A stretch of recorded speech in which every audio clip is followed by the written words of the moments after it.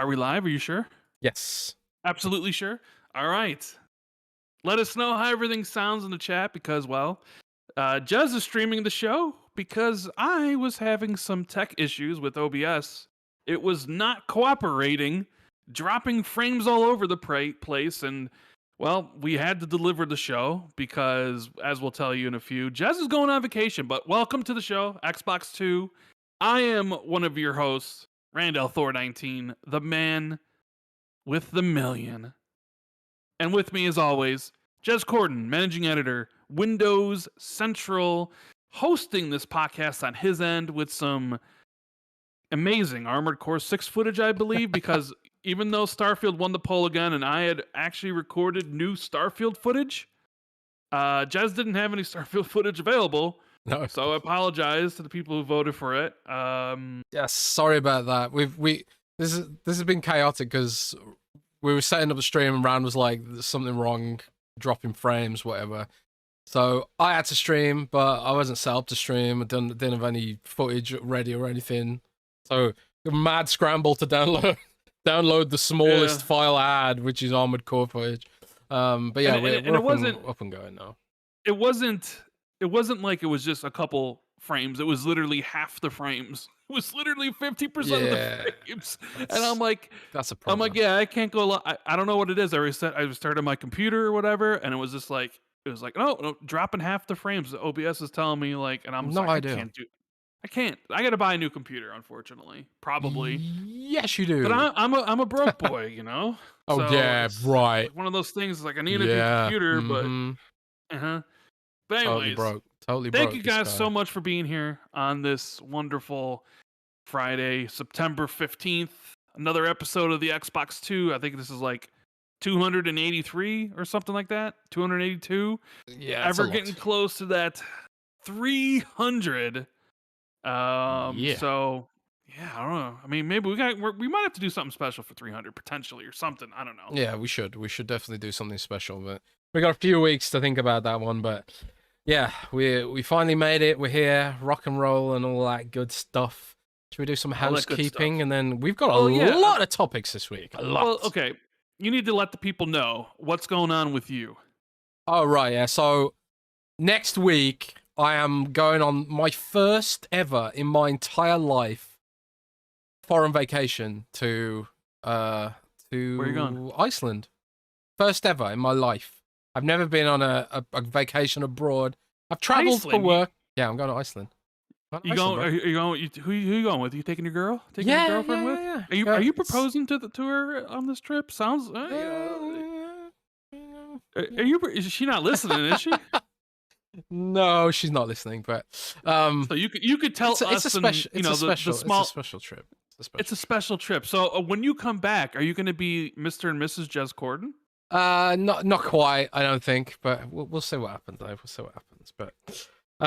But yeah, first ever vacation to Iceland. You know, to another country. So that's going to be incredible. I'll post some pictures on the Discord for anyone that's interested. But I'm planning to mostly disconnect and actually have a real full-blown break from the internet, from writing, from the discourse and all that kind of stuff. But I will still be, you're leaving on Monday, correct? Monday you're gone. Yeah, I'll only miss one podcast. I'm coming back on Thursday. So Jez is gone from Monday. So what are the dates you're gone from? You're gone from Monday till 18th to Thursday the 28th. To the 28th, yeah. But I'll still be on Discord and I'll still be on Patreon and stuff like that. But you won't be here for the podcast on Friday. Yeah. I'm gonna have to find people or somebody to do the show with. I'm gonna have to. I don't know. I'll get some people because the show has to go on. Show has to go on. Yes, it does. We'll have a show upcoming on this Friday or next Friday in a week, and I'll just have to grab someone or a couple people, and we'll just have to goof around because Jez won't be here. You know, and I apologize for how crazy it's sort of been the last month or so. Yeah, sometimes we've been doing the show on Mondays, sometimes doing the show on Fridays, or sometimes it's just because, Jez has been Gamescom and then this, and then he got sick, and then so I know it's kind of hasn't been the greatest, like the stability of doing the show on Fridays. Yeah. But life gets in the way sometimes. So we apologize.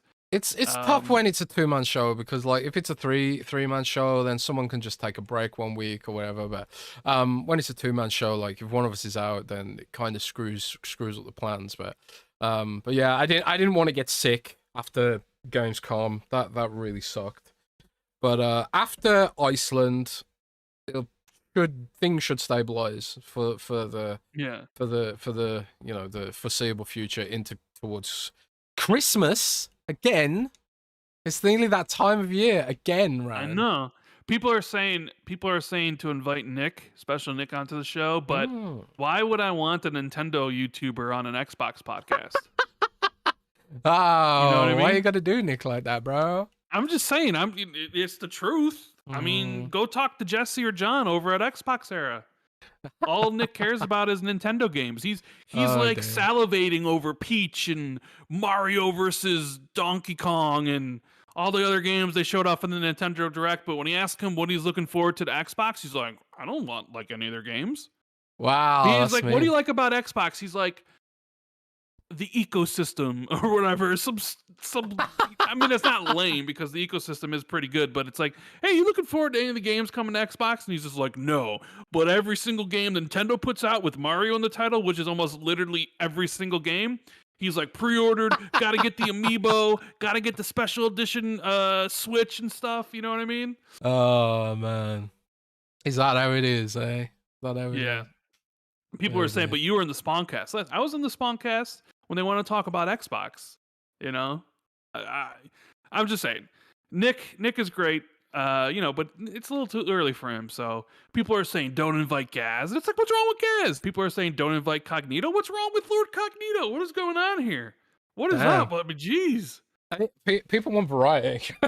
Get Snowbike Mike, Sella says. Yeah, I don't know. But yeah, we'll figure it out. We've got some cool guests lined up for Xbox 2+1 as well. Yeah. Again, lining up timelines and stuff like that. We've had a lot of people agree to come on. We were supposed to have Mr. Matty Plays on this week, but he was just too busy. Yeah. He was just like way too busy to do the show. Yeah. And with Jez going on vacation this week and next week. Yeah. We obviously won't be able to do an Ultimate or Xbox 2+1, but we'll make it up to everybody next month.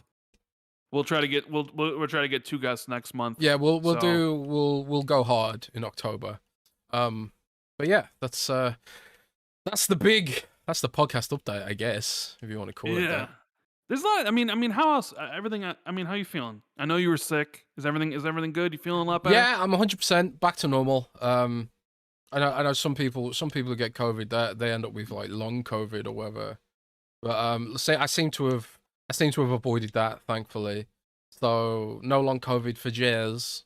But I've been trying to do as much work as I can before I go on vacation, obviously, because I've still got a ton of stuff I need to do before I go.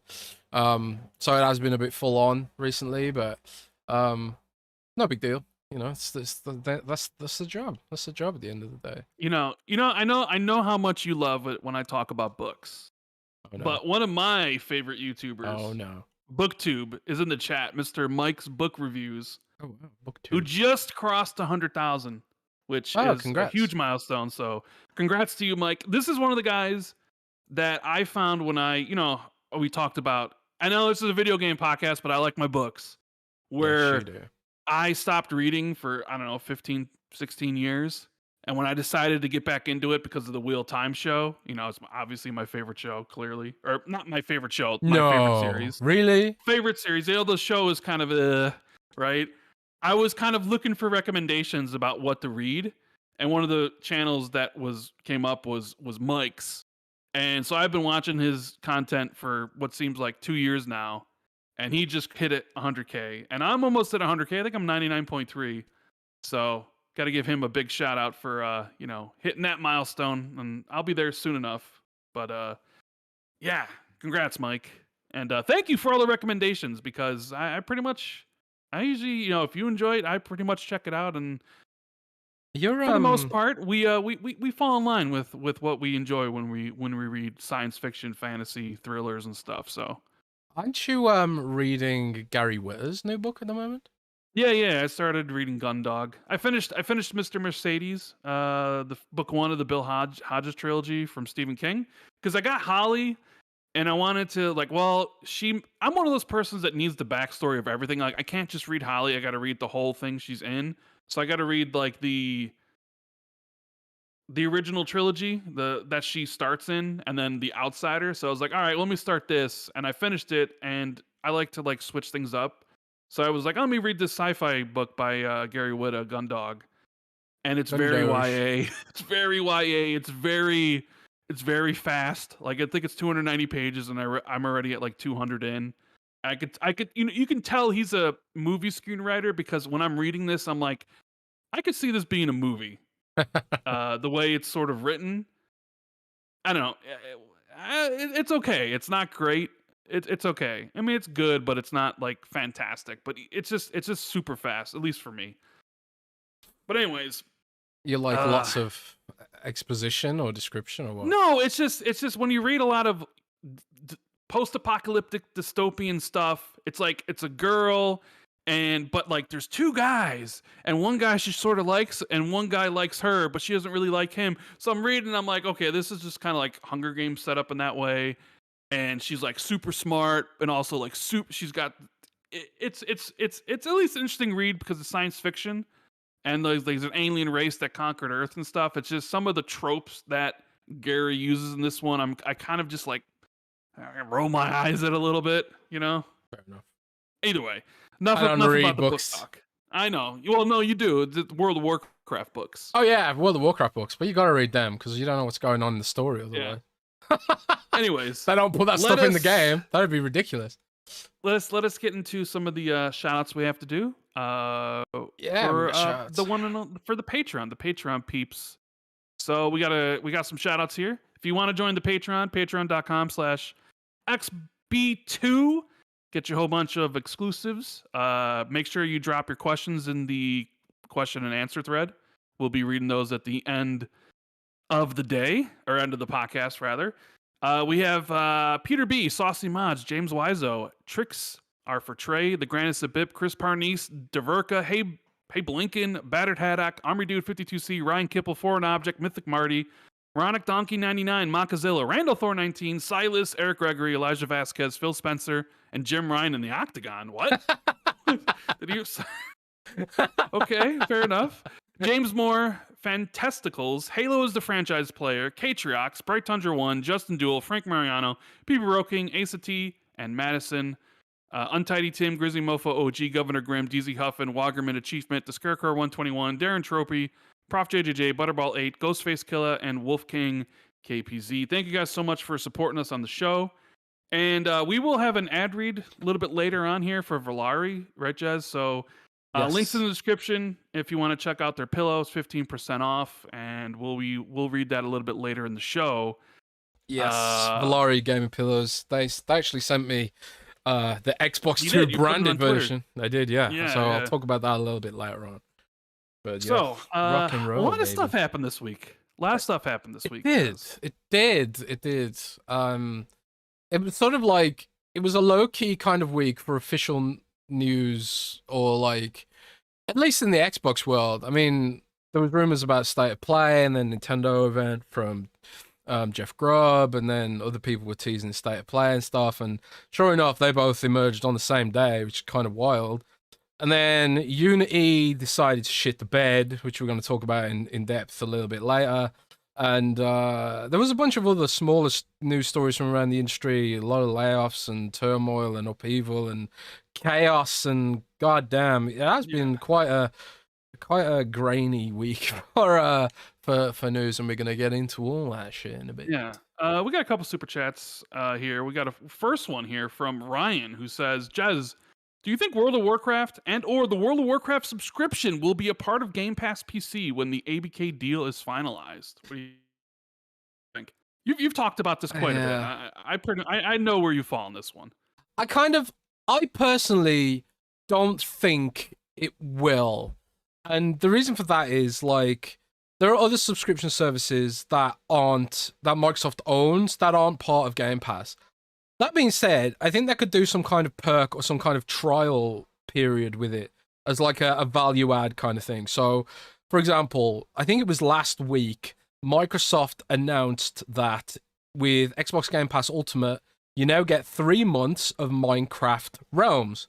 So, like, if you don't know what Minecraft Realms is, it's a Minecraft subscription service which lets you permanently rent a Minecraft cloud server, so you can, you and your friends can play together consistently on the same server without having to be online. So instead of having someone host the game, Microsoft will host the game for you 24/7.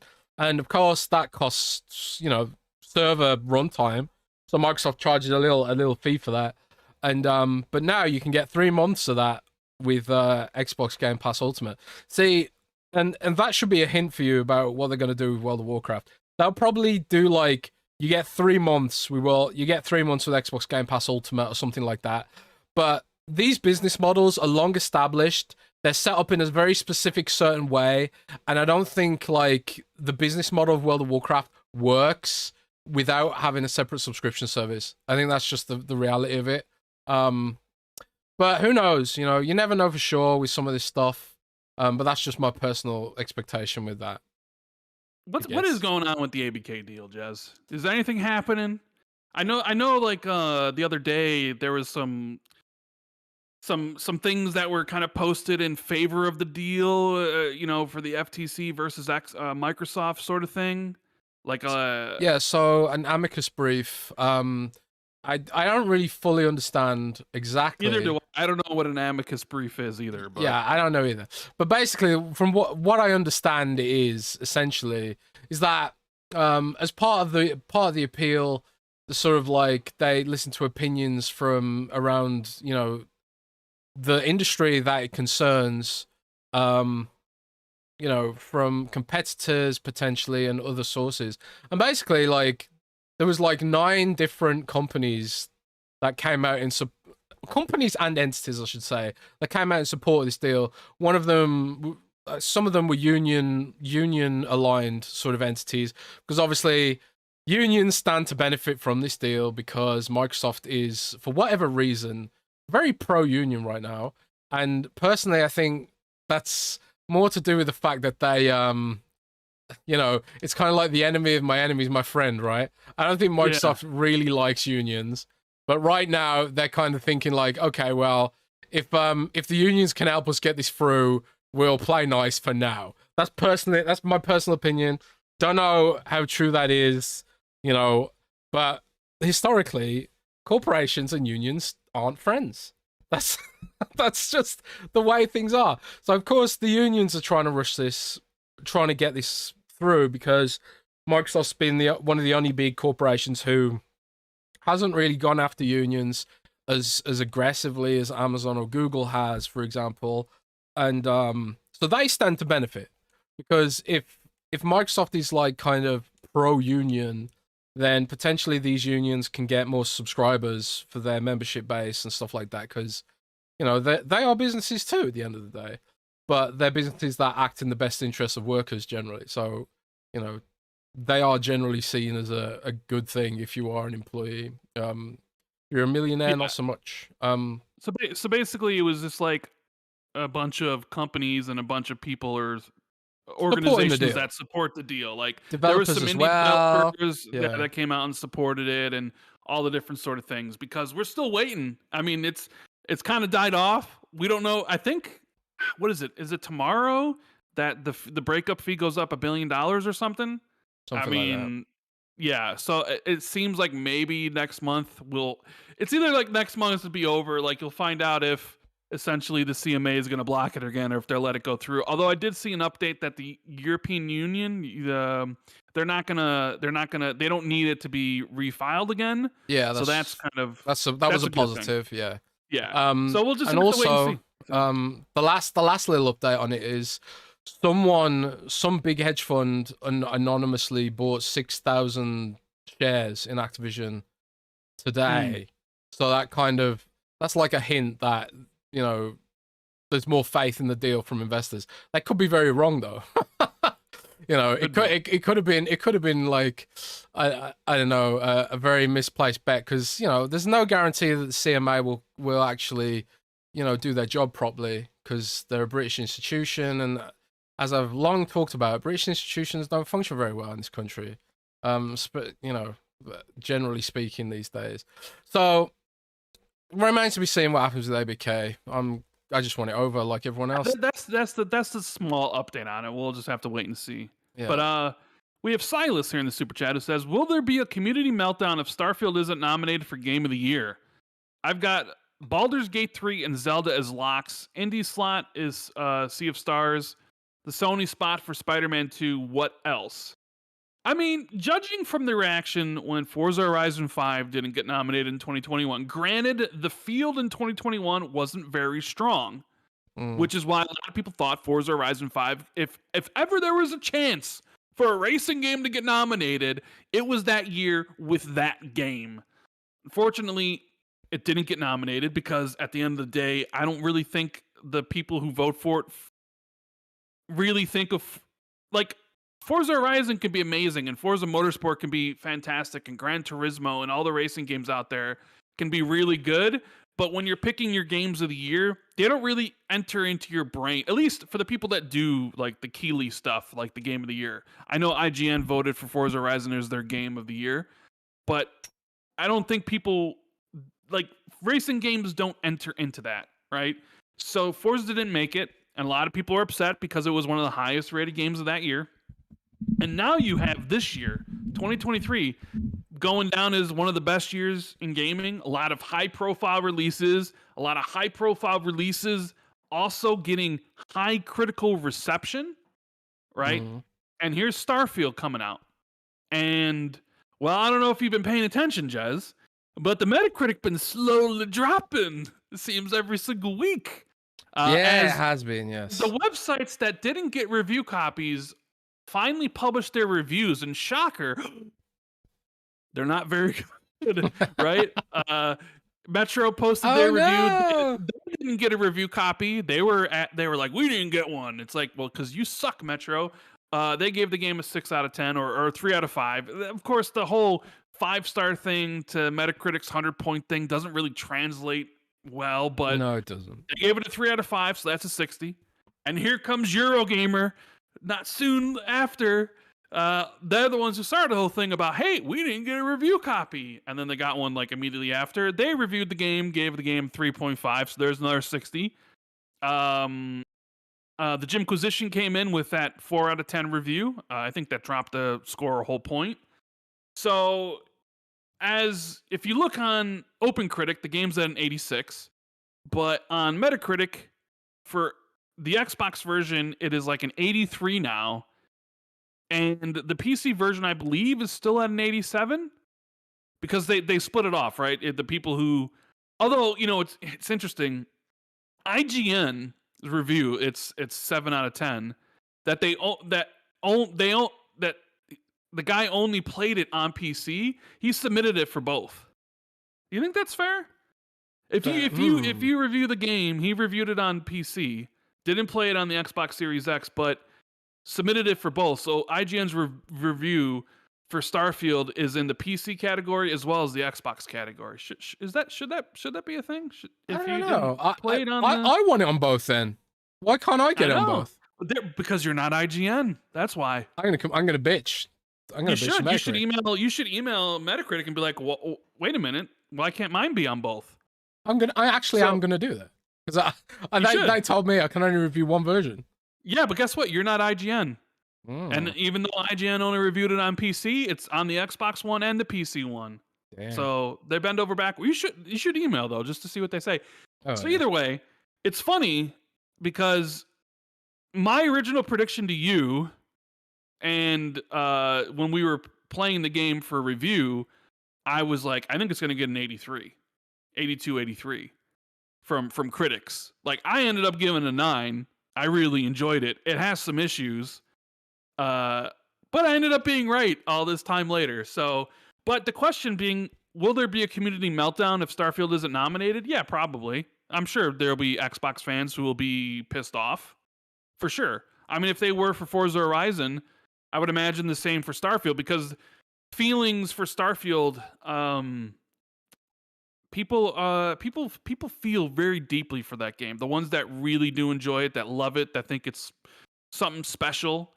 But then the critics, the ones who are on the panels, may not think so. And this is I mean, you're looking at the Keeleys with 6 spots. 2 of them already taken, essentially, with Zelda and Baldur's Gate 3. So you got 4 spots left.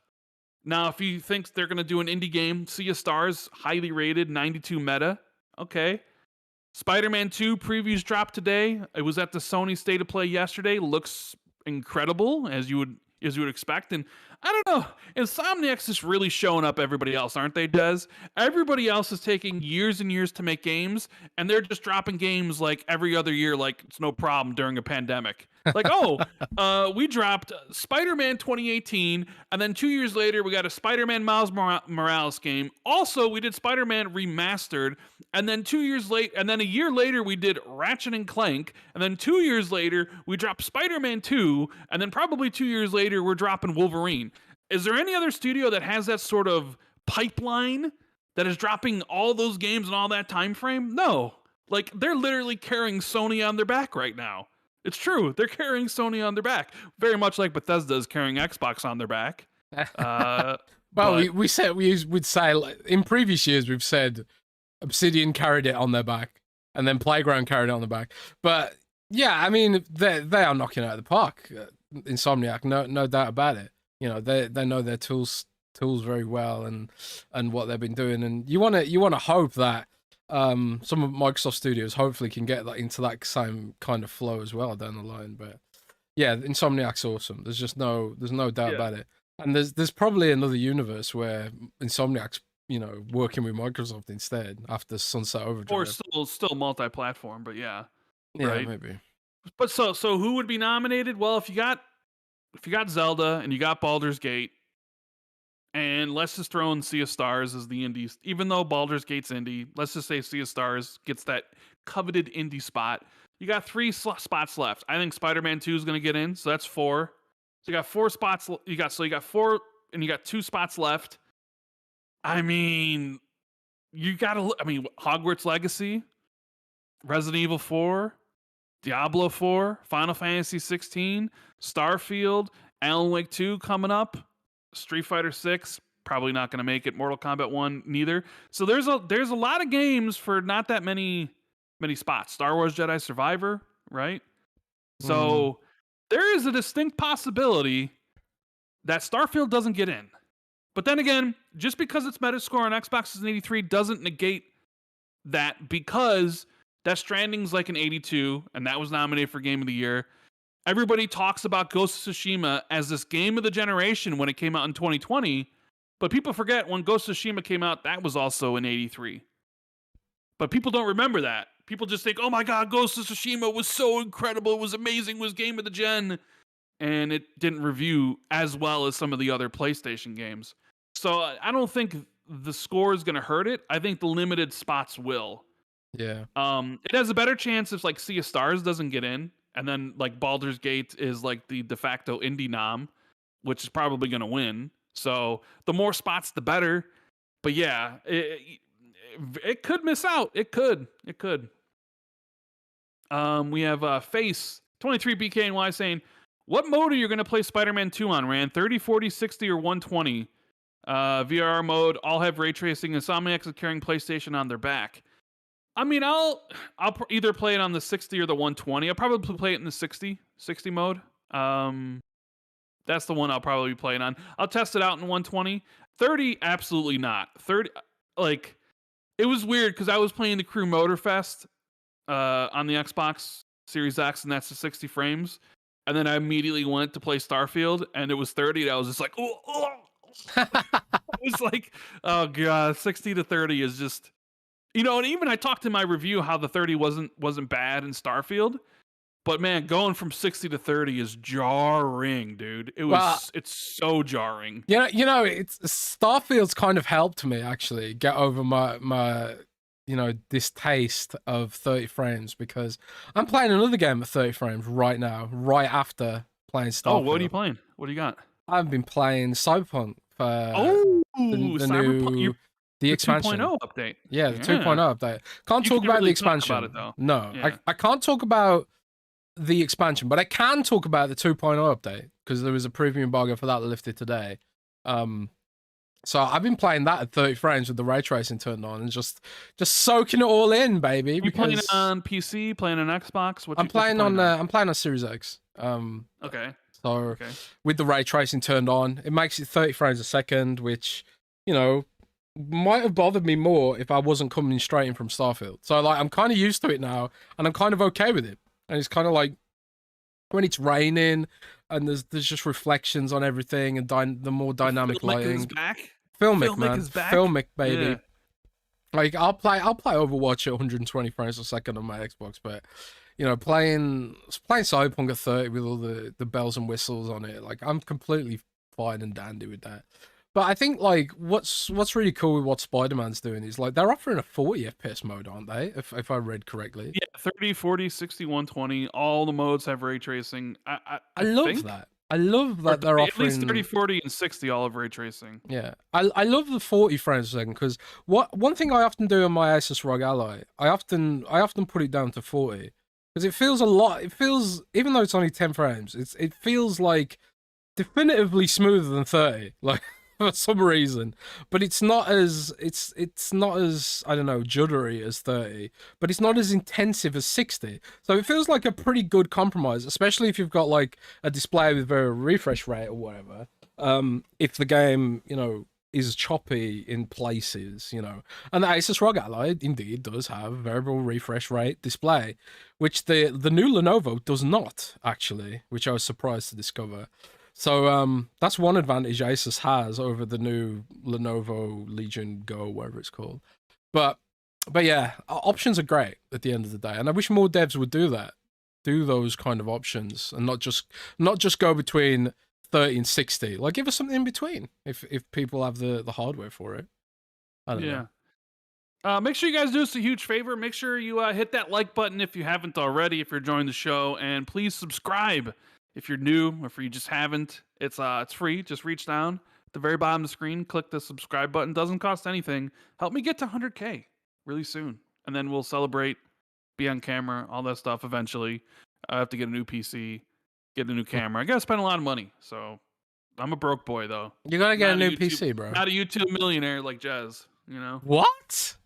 Or you're I guess you're a game journalist millionaire. Like those exist. Yeah. That's funny. Yeah. Shit. We have Dizzy first super chat. Appreciate you for the support, man. Thank you. He says, "Hi, amazing work as always. 1.0 release dates for Xbox exclusives 2024. Do you think we will get some stuff at the Game Awards, like Hellblade 2 date or something? 2, who will release first, Avowed or Hellblade 2? Amazing work." Oh, so it's 2 questions. 1, the release dates for Xbox games in 2024. Do you think we'll get something at TGA? And then which one do we think releases first, Avowed or Hellblade 2? I think Hellblade 2 releases first over Avowed. Personally. Yeah, I do too. I think with Avowed, they're going for maybe, and this isn't to, you know, downplay the art and the complexity that Hellblade's visuals are putting together with regards to mocap and cinematics and stuff like that. But like in terms of systems, I can see Avowed going for more breadth and maybe having, you know, because they're going to have different classes, going to have different sort of gameplay systems and features overlapping. It's probably going to have a branching narrative and those sort of RPG stuff. So maybe they sort of double down on making Avowed as good as it possibly can be to sort of follow some of those, you know, typical Obsidian traditions, and also bring it up to par with what Pillars of Eternity fans expect. Because like, if it doesn't have like a full-blown branching narrative and stuff, that would probably be a step backwards from what they're known for. Whereas like Hellblade's 2's surely been in development for longer as well, I think, at this point. No? I think I don't know. I think they were kind of in development around the same time, or at least Fair in enough. early development, potentially. I think so. As for the TGAs, if Microsoft is going to do a developer direct, because we also have another super chat here from Supernova. It says, what do we expect in developer direct 2024? You know, and we only have one like historical fact to go off of, like one just bullet point where they did one developer direct, which they announced in January, and I forget when did it also come out in January? I forget. Either I know they announced it in January, but I'm trying to remember when it actually aired. I'm just gonna say January, or maybe it was early February. Um, so now we're like, well, do you expect another developer direct in January or another developer direct at all? Period next year, and Phil's talked about that. And they do have the games. Like we already know 3 releases for next year: Towerborn, Avowed, and Hellblade. And they said there's other stuff. So I would imagine they're going to do a developer direct again. Yeah. Maybe early in the year always does make sense because you're going to have an E3 showcase in June. They like doing that. So it really doesn't make sense to have a developer direct too close to the summer. So yeah, I could see one happening early next year. Maybe give you more of a look at Avowed, more of a look at Hellblade, more of a look at Towerborn. Maybe they do it a little bit before Towerborn comes out because I have this feeling like Towerborn is the one that's going to be closer to release or closest to release. I mean, you got to play it at Gamescom. Yeah. Right, where Fantastic, Hellblade wasn't playable or neither was Avowed, so it sort of seems like maybe that's the closest one. But as far as like when will we get a Hellblade release date? I mean, Jeff does seem to get the Hellblade stuff, right? Two reveals of it at the TGAs. Could he get the release date announcement, like a new Hellblade trailer for the TGAs, like a story trailer or combat trailer, and then have a release date? Maybe. I think so. I think they'll probably show up to the TGAs with something potentially, because they do seem like they have a lot, and showing something new or an update on something won't take away from a direct they might be doing soon after. Yeah. I just remember how pissed off people were when everybody was like expecting them to be at the TGAs this past year or last year, and then they weren't. Do you remember? Yes. It was like, everybody was like, what the hell? Because 2022 wasn't the best year for Xbox. No, it wasn't. So it's like, at least we get something, and then we didn't get anything, and then people freaked out, and then we got the developer direct and Hi-Fi Rush soon after, which was fantastic. Jez, Danny P has a super chat for you. He says, any update on State? I'm gonna say he says State OD3, so I'm gonna say that's State of Decay 3. Is a 2025 release likely? 2025 seems pretty likely, I think. They're pretty much, they've shipped off State of Decay 2 to Wushu Studios now. So the whole State of Decay Undead Labs team internally, they are all working on State of Decay 3 now. And I was talking to people about like the support for State of Decay, which is kind of weird because we never, that game's like, it never trends in the most played games list on Xbox. You never see it, trending on Twitch or anything like that. But as like such a passionate and dedicated player base that the devs have just kept it going all this time. They haven't stopped supporting it. They've been giving it new content, and it's all without microtransactions. There's no battle passes or anything like that. It's all been free updates. And I think for them, some of it is like informing them what they should be doing with State of Decay 3. I think some of it is data gathering, and they're like, yeah, this works, this doesn't work. People engage with this, people didn't engage with that. So there's that aspect to it, I think, to some degree. But it also, like, it really sort of shines a spotlight on how community-oriented Undead Labs is, and how willing Microsoft is to go and keep supporting a game for however many years without any sort of microtransaction layer, which is so strange, especially when you consider the context of EA shutting down the Wild Hearts IP 6 months after launch, despite its potential of being like a solid alternative to Monster Hunter. EA was just like, nah, we want none of that. So yeah, I think like 2025 looks probably likely, So I think, and then 2024 for a reveal, I would hope. But it depends how big they're gonna go with it, right? If they're gonna go like really big and try and do something really, really special and really complicated and really sort of server intensive, because you gotta remember, Rand, I don't know if you know this, Rand, but originally State of Decay was supposed to be an MMO. That was their original dream for the game. Yeah. Jeff Strain worked on World of Warcraft, and he was like, I want to make a World of Warcraft with zombies. You know, and that was the original plan for State of Decay. You know, whether that still makes sense in 2023, 4, 5, I don't know. But the State of Decay is a unique concept, and I think you know, when they eventually do deliver, I think it'll be a big step up for the studio. I'm really excited about that game. So, I know you are. You really like State of Decay. I do, yeah. I love zombies. I love, you know, the base management stuff. I love everything about it. It's really, really cool. I'm just kind of, you know, I want to see more from State of Decay 3, man. We've been waiting for a long time, I feel like. Sherman Jacobs says Forza Motorsport, my game of the year. And Jay Rembert says Starfield will be nominated in other platforms and outlets. Oh, absolutely, for sure. Somebody's, you know, that could be Windows Central game of the year. Yeah, it could be. Potentially. But I'm not expecting Starfield to be nominated at the Jeff's PlayStation Awards. Well, we'll have to wait and see to find out. Speaking of Forza Motorsport, I got to play a preview of Forza Motorsport, Jez. Oh, snap. You were in the preview then. I'm sure Windows Central, I think also a lot of people had previews of it this week on Monday. Yeah, my colleague Zachary Bodie was doing the preview for us. Yeah. So it's interesting because the games I've been playing this week, Starfield, Forza Motorsport, and Crew Motorfest, right? I'll just talk about Forza Motorsport because I don't really have much to say. Like, I played the preview, but the preview was 45 minutes, 50 minutes long. It just gave you kind of like the very beginning of the game. It only let you kind of like test out like the early career races. So it was like kind of 2 intro races where like Forza always does. You think of Forza Horizon when you start off and like you're racing in a car and it switches to another one and it switches to another one, right? That like intro race. They do it for Forza Motorsport, and it's like 2 different cars and different tracks. And one of the tracks, like the nighttime one, looks incredible. I was like, okay, wow, this looks absolutely fantastic.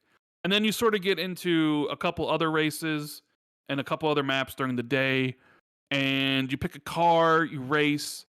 But the thing that kind of stuck out to me, look, and I'll be frank, I am not a motorsport guy. I am not a sim racer dude, okay?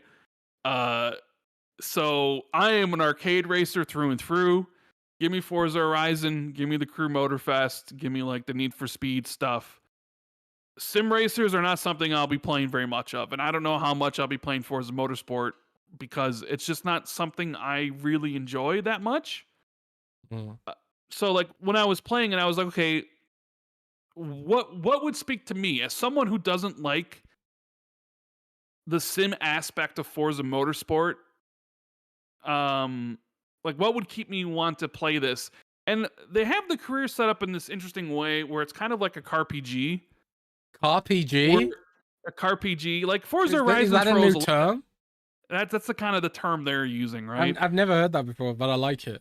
CarPG. Like Forza Motorsport and these other games just like throw these cars at you, like these ridiculously fast cars, and they throw all these credits at you to do sort of stuff.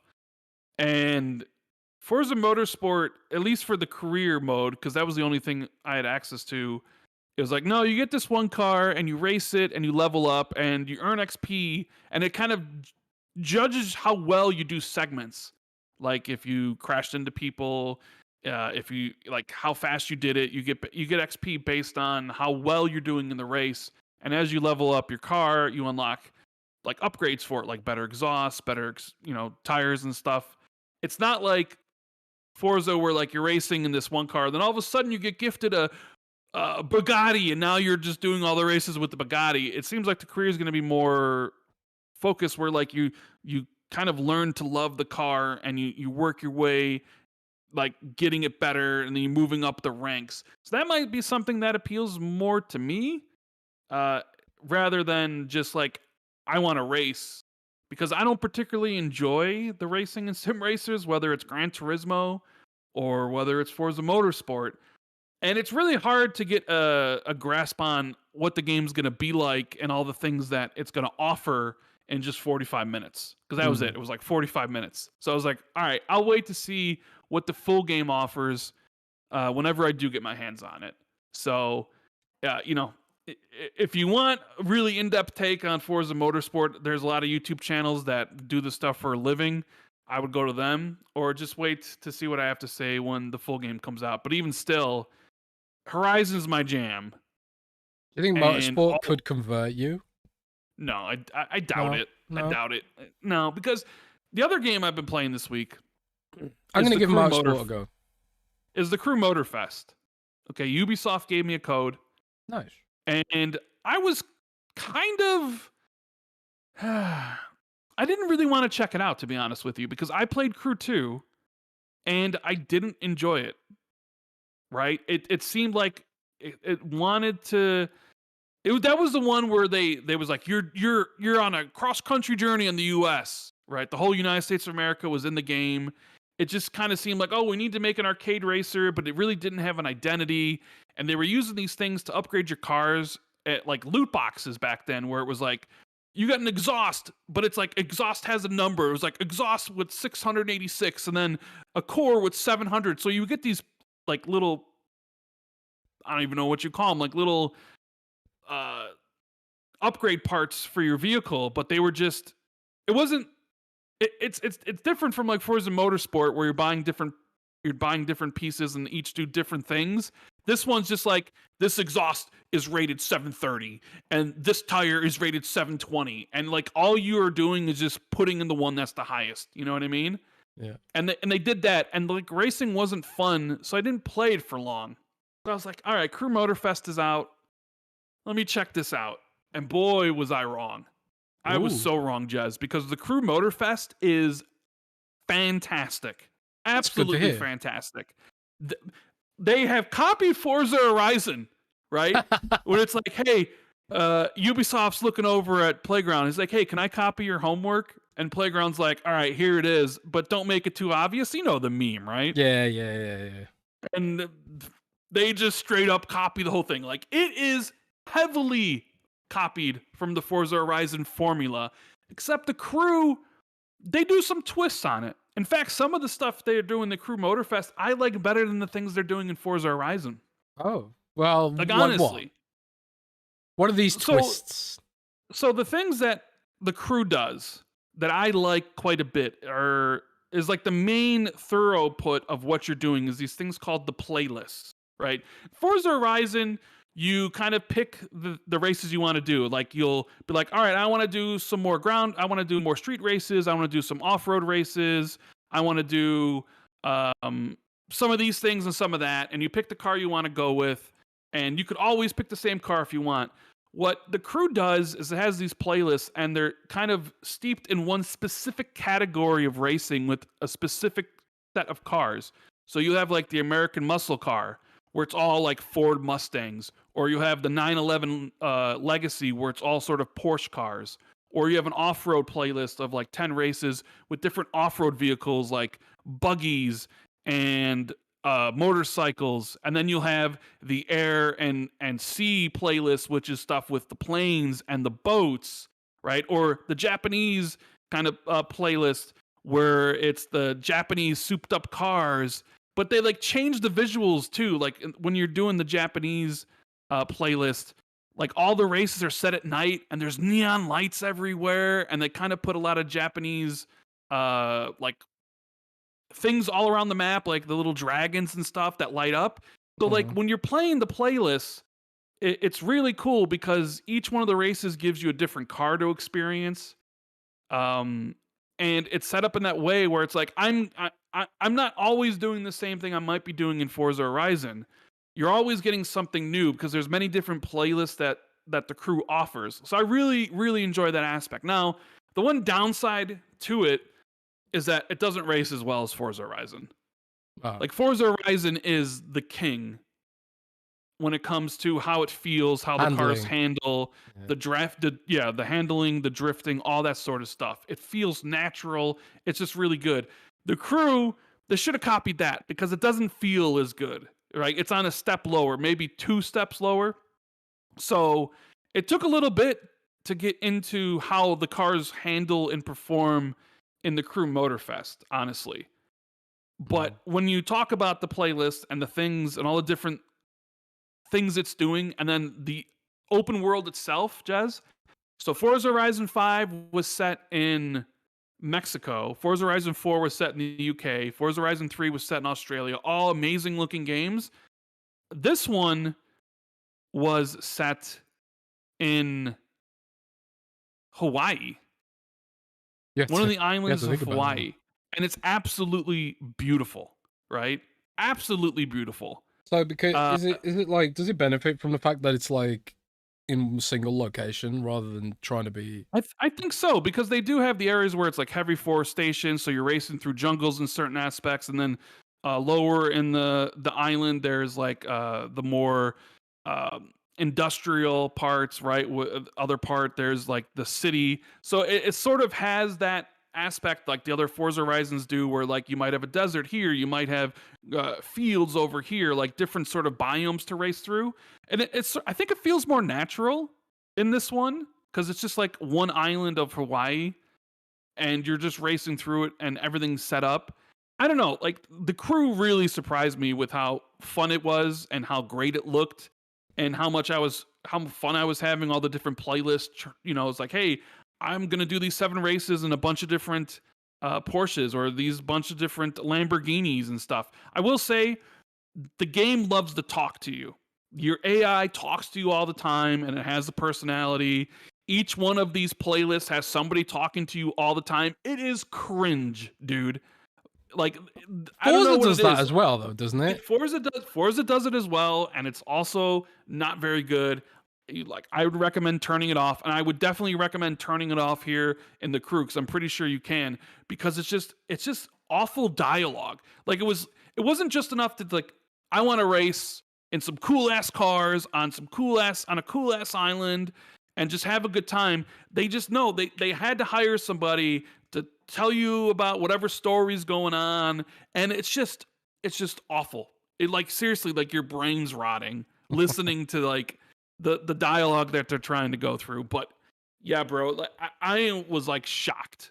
I'm shocked that they copied Forza Horizon and did it so well, right? Where it's like it's right there. It's below it. It's not as good as Forza Horizon, but it's like, yo, Scratches Playground, the you itch. might want to pay attention, because the crew is doing something pretty cool here. And you know, the competition pushes everything's forward, right? Forza Horizon's been on top for so long that it's going to take somebody to come behind them to push them forward, right? Yeah. So yeah, bro, like there's a free anybody can play it too. They have like a 5-hour free trial, so you can just download the game and play it as much as you, obviously, for 5 hours if you want. So you can test it out. Don't take my word for it. Go play it for yourself. And I think they feel pretty confident for the fact they're giving everybody like a 5-hour trial, because I think you'll be hooked right away. I was like, Yeah, it's a the good intro look, race, I 5-hour was like, trial. man, that's really cool. And then like doing the playlist, they set up some really cool playlists at the beginning that you could do. I was like, this is fun. The other thing is, it still has the upgrade pass where you have the open world and you can pick the cars to drive, and every race gives you these parts to upgrade your cars, but there's really no need for it, because in the crew 2 you would always use your car that you have in these races that you would have to upgrade, but you can only upgrade it by getting these cards that you would either buy with real money or get at the end of the races, right? And this one, they just throw them at you at the end of every race. So like now I have like 12 cars that are fully maxed out, but it doesn't matter, because all the playlists and each one of the races in a set playlist, like there's usually 8 races in a playlist, it's always a specific card that they give you, right? So like the car that you're leveling up, you're getting the rewards for at the end of the races, is only for use in the open world. It really seems like it's a holdover, just because it's like, hey, this is what the crew's known for, and even though it really serves no function in this game, we have to keep including it, because that's what the crew is. Because it, like, even in the online races, which are actually quite a lot of fun, the cars are normalized. Like, you don't really have, and nobody really has an advantage over everybody else.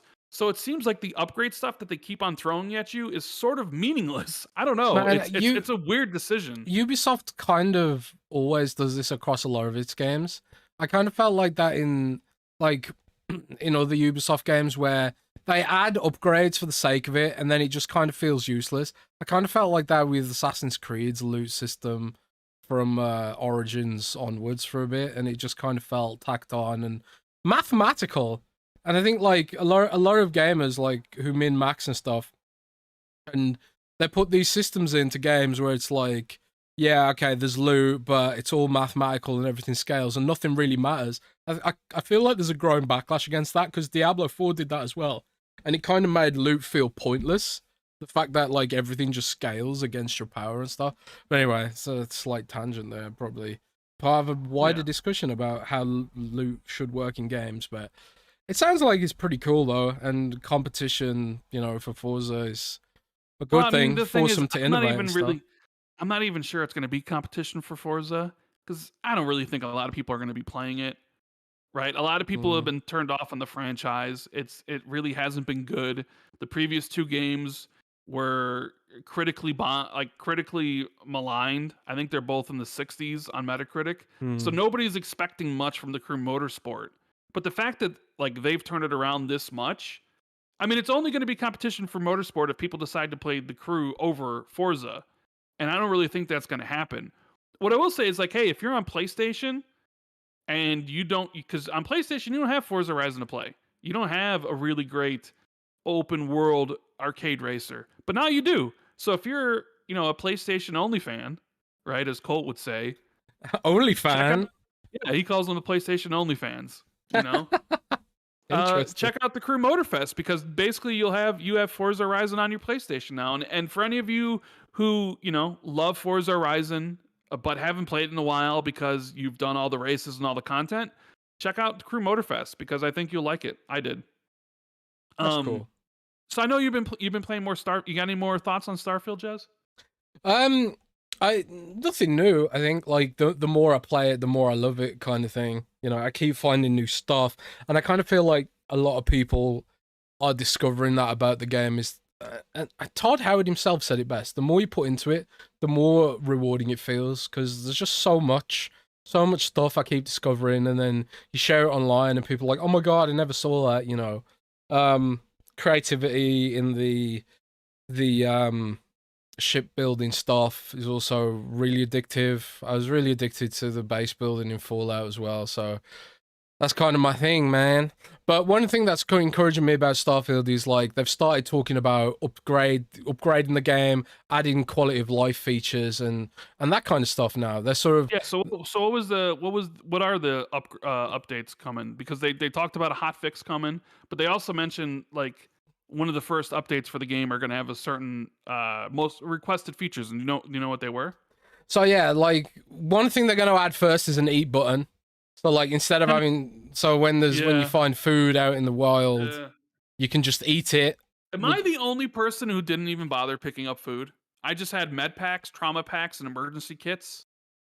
Yeah, food is pretty useless. Like even if you've got the skills that increase how much it heals you, it's still a pathetic amount of health. Like it's not worth it a lot of the time. So I imagine like they'll probably be looking at food in general, maybe buffing it and stuff like that. But another thing they were talking about adding was actually adding city maps.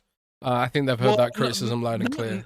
They want to add those, but those will be later, which is, it's still shocking they didn't have those. I mean, people have created maps, so you can go to the websites that people have created and be like, oh, these are the maps. But the fact that they didn't have them ready, but I was more talking about they're going to be adding like HDR brightness sliders. They're going to be adding an FOV slider. They're going to be adding brightness and contrast, like sort of things that you would expect would be in the game like at launch, right? Yeah, I mean, it's clear to me that the development at some point on the features just stopped, and they're like, okay, we've got the bones of a game here. Let's make sure it's polished. And they spent like pretty much the last 6 months polishing the game. I was told that the game was pretty much finished last December, and they've been polishing it since December. You know, so I think some of the features they wanted to get in were left on the cutting room floor for later updates and stuff. And I think they'll put a lot of that stuff in for free. They're not gonna make you pay to get maps and stuff like that. But it's clear to me that some things were just not prioritized. I think like ground vehicles it makes no sense that ground vehicles aren't in the game. I don't care what excuses they give in interviews or whatever. It makes no sense to me. Like the fact that like they exist in game as models, you know, rovers and stuff, and you know the jetpacks. Like, why not giving me a hovercraft then or something like that? You know, it makes no sense to me. So I imagine a lot of this stuff will come as a result of updates to the game down the line. But the kind of that's encouraging to me. Like, I want more updates for it, and I want more excuses to come back to it, and that's the kind of life cycle these games have. Like Skyrim, Fallout, still hugely played games, partially because of mods, partially because of updates, partially because of the creation engine, community building extra stuff for it and that kind of thing. So yeah, I'm pretty excited about the future of Starfield, but I have like I put it to the side for a moment because, you know, I'm preparing to write a little bit about Cyberpunk, you know, which I can either talk about in detail or, you know, I did mention it earlier, but it feels like a whole new game, Rand. It feels like a whole new game. Is this really like what if it had launched? If Cyberpunk 2, what they're calling it 2.0, if this version of Cyberpunk had been the launch version of Cyberpunk, how different would the response have been? Well, first of all, I think like the issue with Cyberpunk was not necessarily the game itself; it was the bugs in the console version. Because I personally like, even though 2.0 is a massive upgrade in a lot of ways, it just kind of refines what's already there. I think if you hated Cyberpunk at launch for its gameplay, I don't think this is going to necessarily change the way you feel about it. It's still Cyberpunk at heart, you know? It's still the same sort of combat system, the same, like, RPG stuff, and, you know, like, a lot of people don't sort of... When you... I don't know. It's still an RPG at heart, but it's a shooter RPG. And I think where a lot of people stumble when RPG systems sort of clash with shooter systems is that things that are in shooters that we take for granted, like a tactical slide or you know, weapon sway being improved, and just stuff like that, stuff that you basically have out of the box in a game like Call of Duty or Counter-Strike or something like that. When you come into Cyberpunk and like, you know, you can't crouch and sprint at the same time, and you can't dodge. You can't even dodge without investing points into reflexes and stuff like that. Or like you can dodge a little bit, but the actual dash skill, which I think has iframes attached to it, you have to unlock that and you have to upgrade it. And I think a lot of people will still bounce off the game if they're not willing to invest in upgrading their character and not willing to invest into the sense of progression that comes with an RPG, right?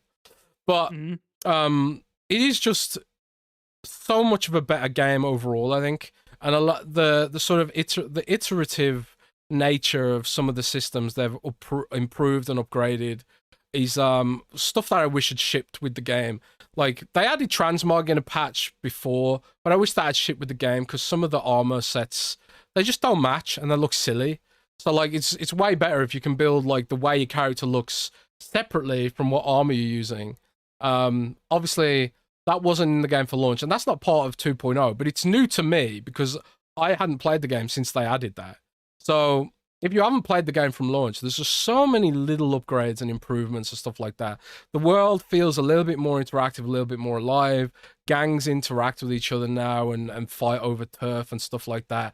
The police system is a lot more dynamic now. It never bothered me because I was just like, you know, this is the sci-fi The Witcher. Like, The Witcher doesn't have a police system either, so why do I necessarily care about Cyberpunk? But a lot of people wanted that Grand Theft Auto kind of experience with, you know, doing police chase and stuff. They've added all of that now. So, like, you can go on a police chase and whatever, and there's, like, proper star system and all that kind of stuff. You can lean out of the car and shoot now. You can even hack while driving to some degree, similar to Watch Dogs.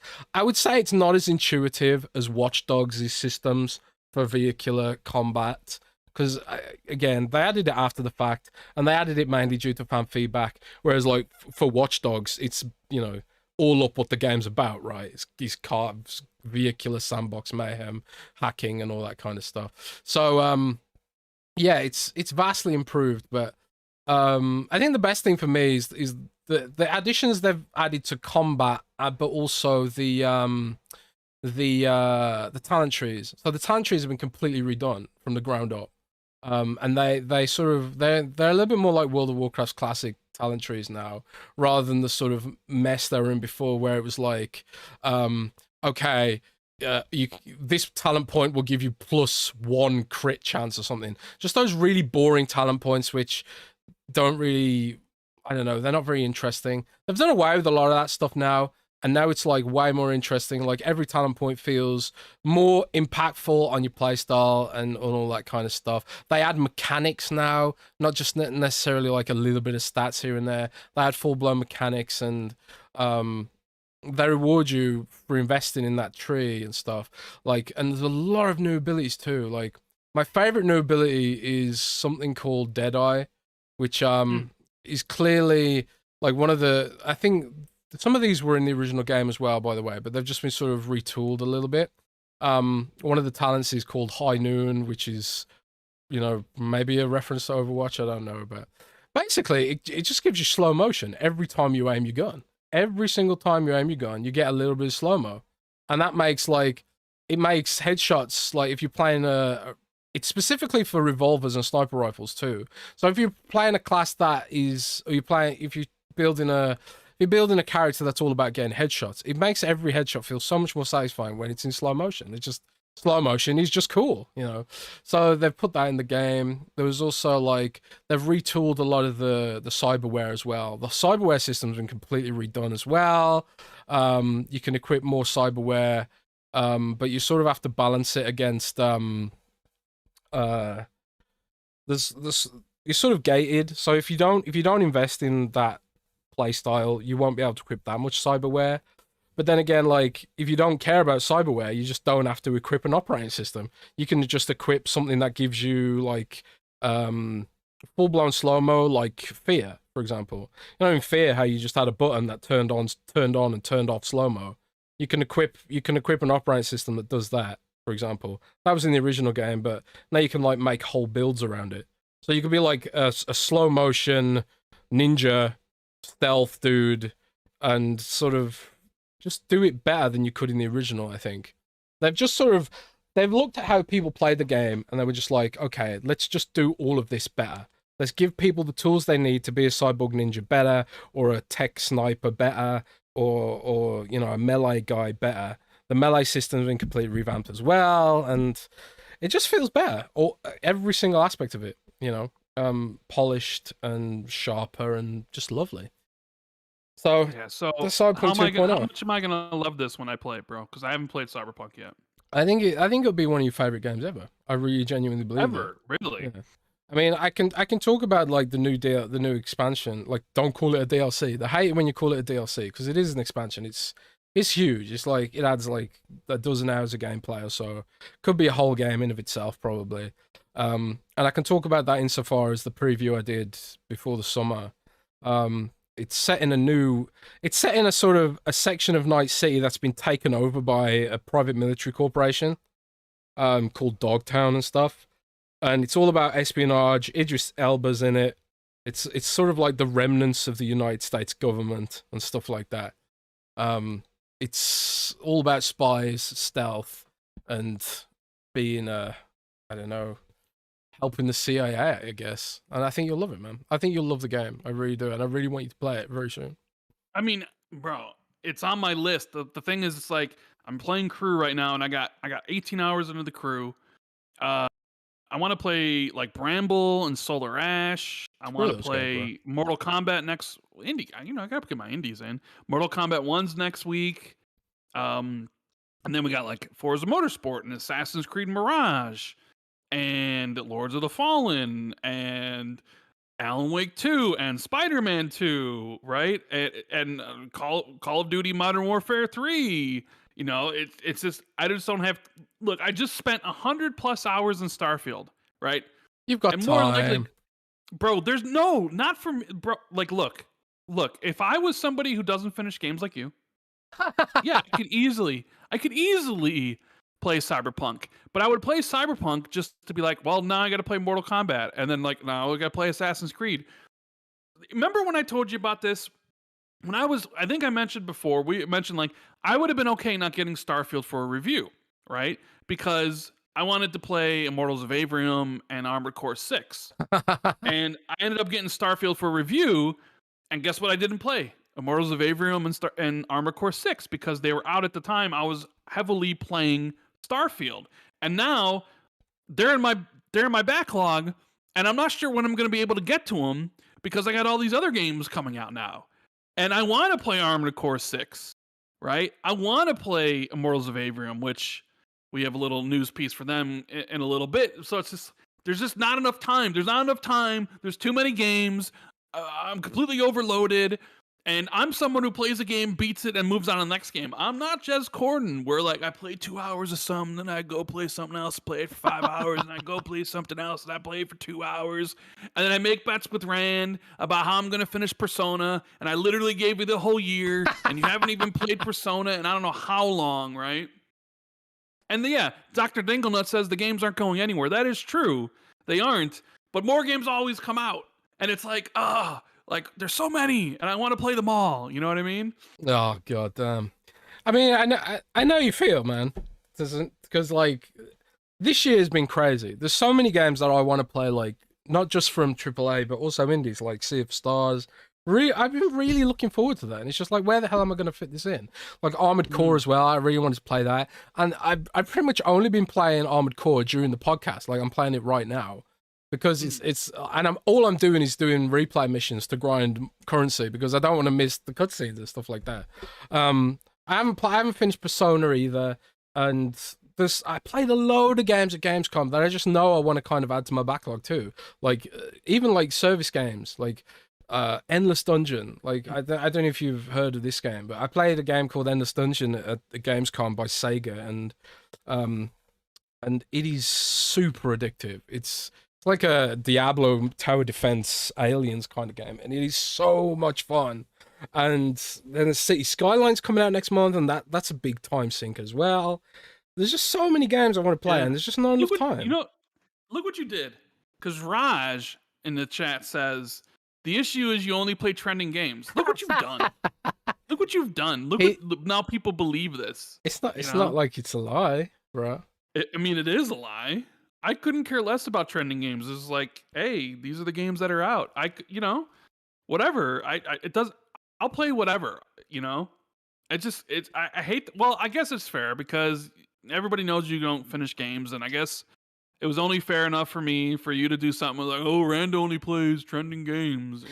It's really annoying, right? Because I know that in order for me to finish games, right, I have to review them. I have to give myself the excuse. My excuse is, if I want to finish a game, I have to review it. But it's just different when you're playing a game for review and you're not really fully playing it in a kind of chill way. You're playing it in a kind of like analytical way. Okay, I'm analyzing this, I'm writing notes about it and doing all that kind of stuff. And it just feels different to when you're playing a game for fun and just chilling and stuff like that. So kind of shoot myself in the foot there. I just need to sort of, I don't know. That's interesting how you approach it, because I was talking to Colt and he sort of felt that same way about Starfield, about like having to play it for review, so you're judging it through this lens, and you're not like you even mentioned how you played Starfield differently than for review than how you would play it normally, right? Yeah, I usually when I play Bethesda games, I just hardcore them. Here's me. I play all the games how I want to play them. Like reviewing it doesn't matter. I played Starfield exactly how I wanted to play Starfield. Right? I don't care. I didn't care about the exploration. I don't care about the crafting and stuff. So I'm not doing. It doesn't matter. Like I know you write for Windows Central, and so there's obviously some things you have to do about it. But I'm just Randall Nobody here on YouTube, right? So I play games how I want to play games, and I'll review games based on how I feel about them. Right? So I don't like. Playing Starfield for review was no different than playing Starfield normally for me. Playing the Crew Motorfest for review is no different than playing the Crew Motorfest normally. Playing Forza Motorsport, for review or early, it'll be no different than playing it exactly how I always play anything. I don't change anything when it comes to how I think about games or how I would view them. I play the game and I give my thoughts on it and be like, okay, this is what I enjoyed about the game. This is what could have been better. This is what I didn't like. So if it, like I said, Starfield had outpost building. I don't care about outpost building. I never did outpost building once. Yeah, but I have to write about that stuff. I have to look at That's every. you, not me. Yeah, That's not me. Yeah, no. I don't You're care. not a game reviewer, bro. You're not a game reviewer. I mean, I'm just saying, bro. Yeah. Why do you have to? I mean, because like people come to be like, well, I got to come to Windows Central because I got to find out every aspect of the review. It's like, oh, well, Jez didn't talk about outpost building, so his Starfield review's incomplete. Or Well, whatever. I want to. It's a me problem to some degree, but I want to be thorough when I review a game and look at every single aspect. I wouldn't review a game that I'm not going to do that with. Like, you wouldn't catch me reviewing FIFA, for example. I mean, you wouldn't play FIFA, right? No, neither would I. But I don't know. Like, I know some people maybe view things there. I just play games, and I don't play games differently for review or whatever. I just play them and I give my thoughts on them. Maybe that's the benefit of being YouTuber and not game journalist. You know what I mean, or whatever, or a game reviewer working for IGN, or what have you. It's the deadline more than anything. Like, I sort of like panic about hitting the deadline and getting the detailing that I want to get in and that kind of thing, I guess. So like, you do skip things. Like, I've done way more side quests since finishing the review than I did beforehand. Yeah. Oh well.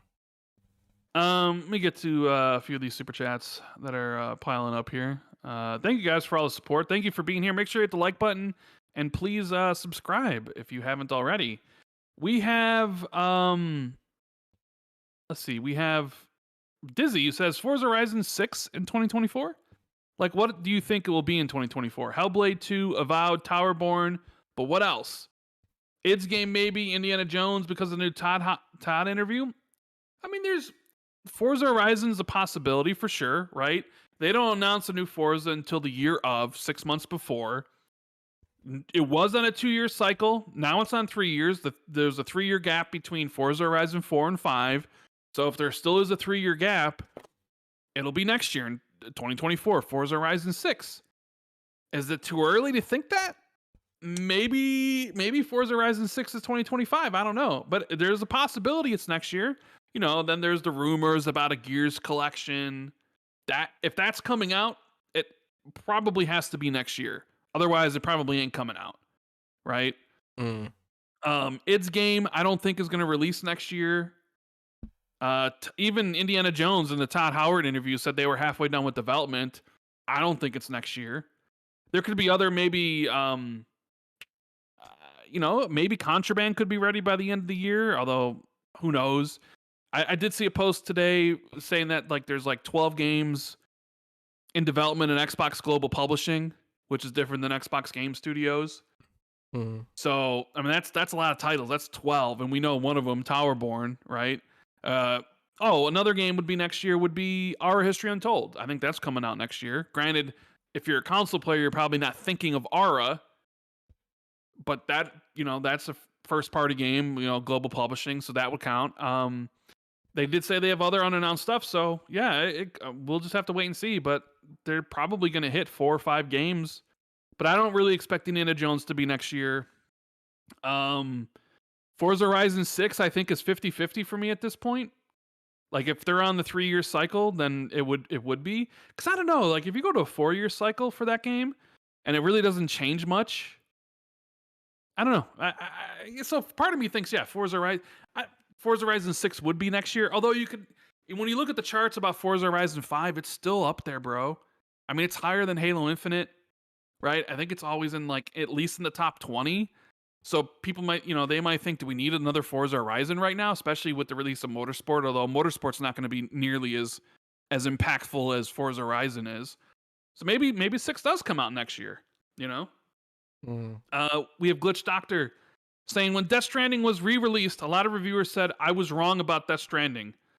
I can see the same thing happening to Starfield.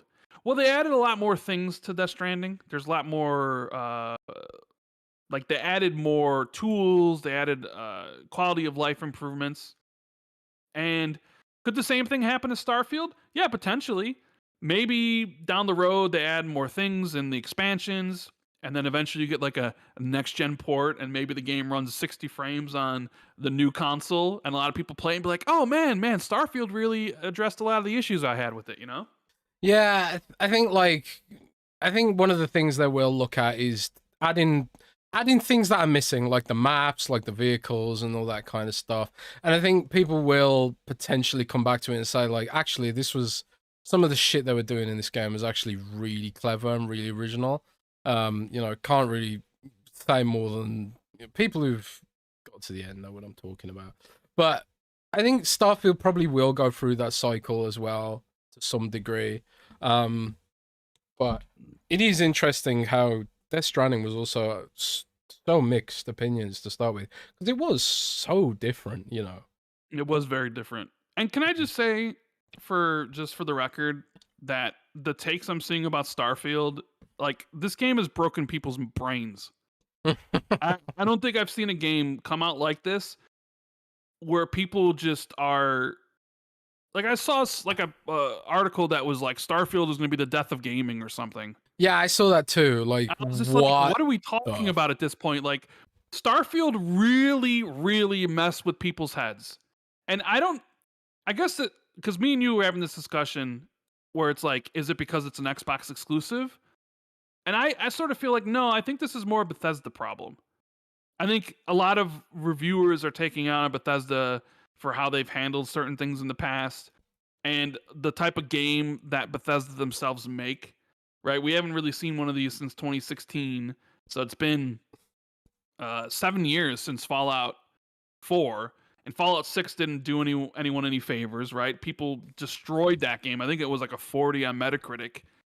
And in that time, like the Bethesda experience, the Oblivion, Skyrim, Fallout experience hasn't dramatically changed that much.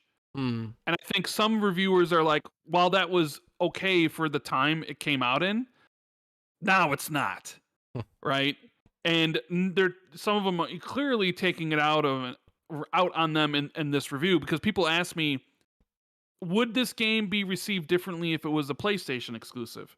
Like if Sony had actually went through and got this exclusive like they did Deathloop or Ghostwire Tokyo?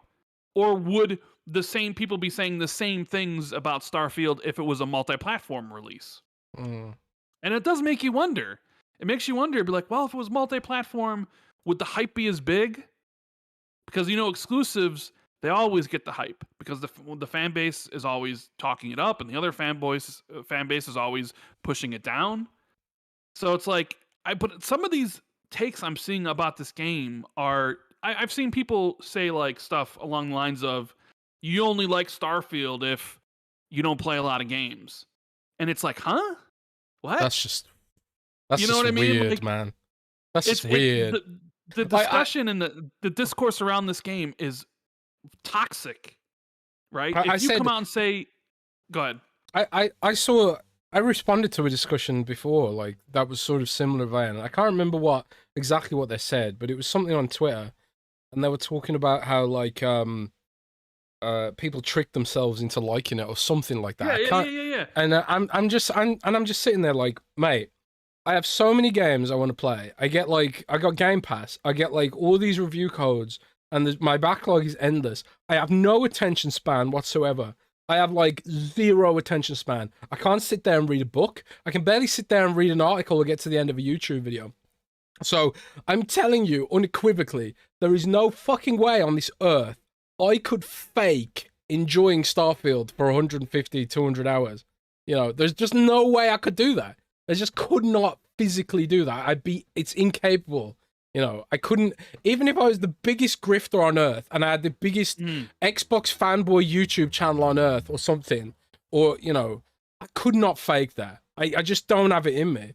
So the fact that I play Starfield for that however many hours I put into it at this point is just pure fun. It is just the fun of it. You can't fake that. Like, what kind of insane person would be able to fake that? You'd have to be like a stone cold psycho to fake that shit, man. Because it's some people who don't like the game, clearly don't some people who don't like the game clearly think that the game isn't enjoyable for anybody. So they're putting their own personal opinion on top of everybody else. We're like, this game I don't like. It has nothing enjoyable. The gameplay is awful. The moment-to-moment stuff is so boring. How could anybody like this? And their whole thought is like, well, this game is just being lifted up by Xbox fanboys because they needed something to save the brand. And it's the most ridiculous shit I've ever seen. And I've seen takes from this from respected people in the industry writing for articles. I've seen a lot of people's mask slip off when it comes to regarding this game. Look, and I'm not even saying this is the greatest game ever made, and or like the whole game of the generation stuff, because Starfield has many issues, right? Many issues. Yeah, that's the other thing, Rand. That is the other thing. It's like, if you defend this game, it means you think it's the best game ever, but that's not the case. I don't think it's the best game ever. It's up there for potentially my favorite game of the year, but it's like, no, but then people are like, oh, you only like it because you're an Xbox fan. It's like, bullshit. If that was true, I'd give every Xbox game a 9 or a 10 or whatever. That ain't true. I mean, for most of the time I was playing this game, for the first 8 hours, I was sitting at like a 7 on this game. You did give Crackdown 9 out of 10 though, bro. Yeah, Crackdown. Yeah, Crackdown. For those who don't know, who might be listening, I did not give Crackdown 3 a 9 out of 10. That might be Special Nick over at Xbox Era. But it's every single day I see new takes about Starfield, and I just kind of like my eyes crisscross. I'm like, what is going on here? Yeah, I don't get this it, game's man. not actually good. It's just a fan base trying to prop it up because Xbox is failing, and it's like, what? What? No, like that's. I tell you, here's another bit of evidence that this isn't fan base propping up, man. I saw I've been, browsing YouTube Shorts, scrolling around in bed. I've been watching Dr. Disrespect play the game. Dr. Disrespect, and there's a clip of Dr. Disrespect talking about the fact that like Microsoft have been blacklisted for engagement and stuff like that because of past controversies or whatever. So like Dr. Disrespect is still like playing Starfield, despite the fact he's not, getting anything out of it in terms of like, being a streamer. Let's be honest here. A lot of those guys play the hot new thing because they know it's going to get views, and it's not like there's a hot new shooter coming out for him to play. Yeah, but dude, he's not someone who pulls punches when it comes to criticism.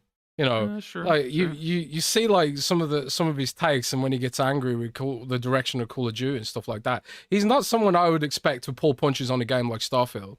And there's other creators as well who like you would expect to potentially ride the hate train for a game like Starfield, because it might be more lucrative for them to join the hate train, but they don't, because they can't pretend to hate it because they actually like it, So it's just, I think it's the game's. I think it's just the fact of the matter is the game's just polarizing, and I think for some people they don't want to make the effort to invest the time into it to get to the point where it does click. You know what? That's fine, and I think that's fine too. That's perfectly fine, because honestly, you shouldn't have to play something for 10, 12, 15 hours before it clicks for you, right? No, I agree. Because I remember all the talk back with Final Fantasy 13 where it was like, oh, the game's really good. You just got to get past the first 20 hours. It's like, bro, 20 hours is a steep ask to get to, right? Yes. And now, but also, I think one of the reasons why people are also why this game is polarizing is because it lets you do whatever you want, right?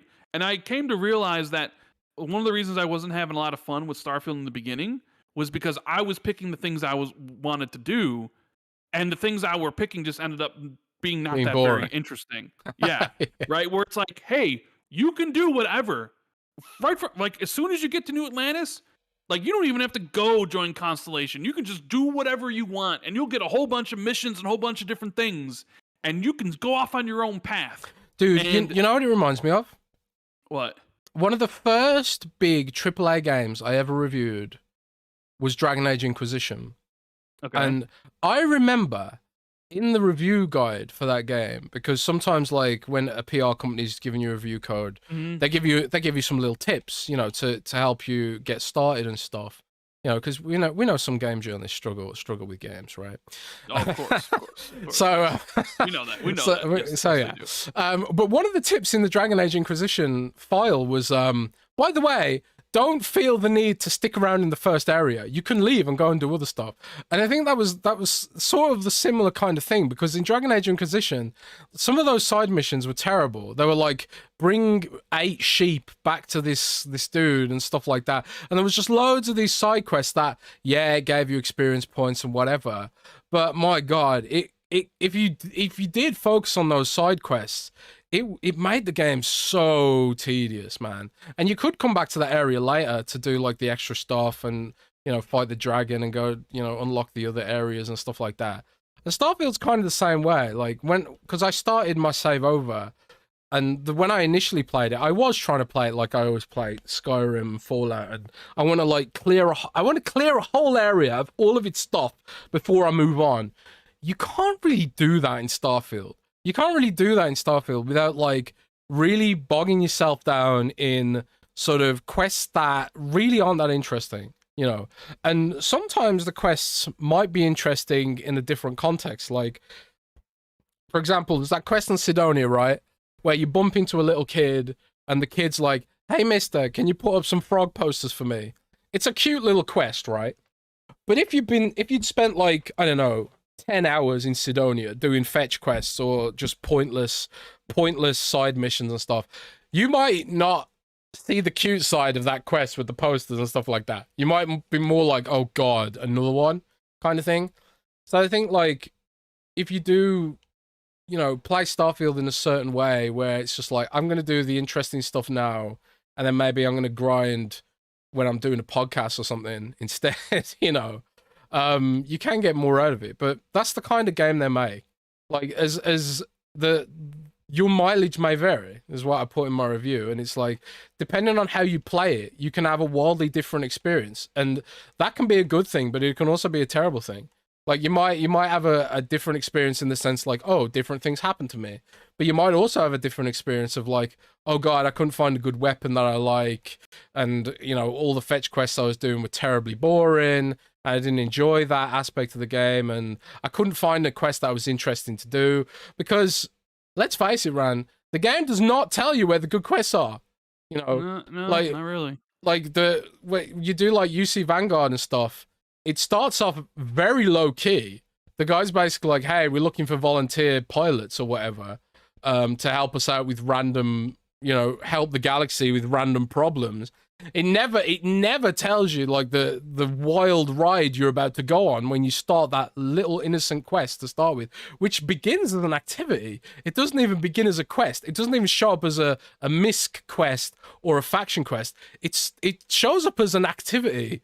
Initially, talk to some random dude, and you know, the more you put into it, the more crazy shit happens until, you know, you basically got a miniature Alien Isolation thing going on. So yeah, I think Starfield will remain polarizing, and the types of games Bethesda makes will remain polarizing. But at the end of the day, they've got their established fan base. People will play it for 1 million hours, and doesn't really matter. That's where I sort of disagree with you, because I don't think Elder Scrolls 6 will be that polarizing. Why not? Because it's going to be Elder Scrolls. Nostalgia, right? No, not necessarily nostalgia. It's going to be Elder Scrolls. I think one of the things that really that people are talking about, like Starfield, is, oh, it's a game about exploration with zero exploration, right? Where it's like, oh, but it's just fast travel menus with the planets and stuff. They lied to us. Right, where it's like they have the space stuff with all the planets and all the things you can do there, and a lot of people I think may be disappointed because they're comparing it to like stuff like, you know, No Man's Sky or whatever.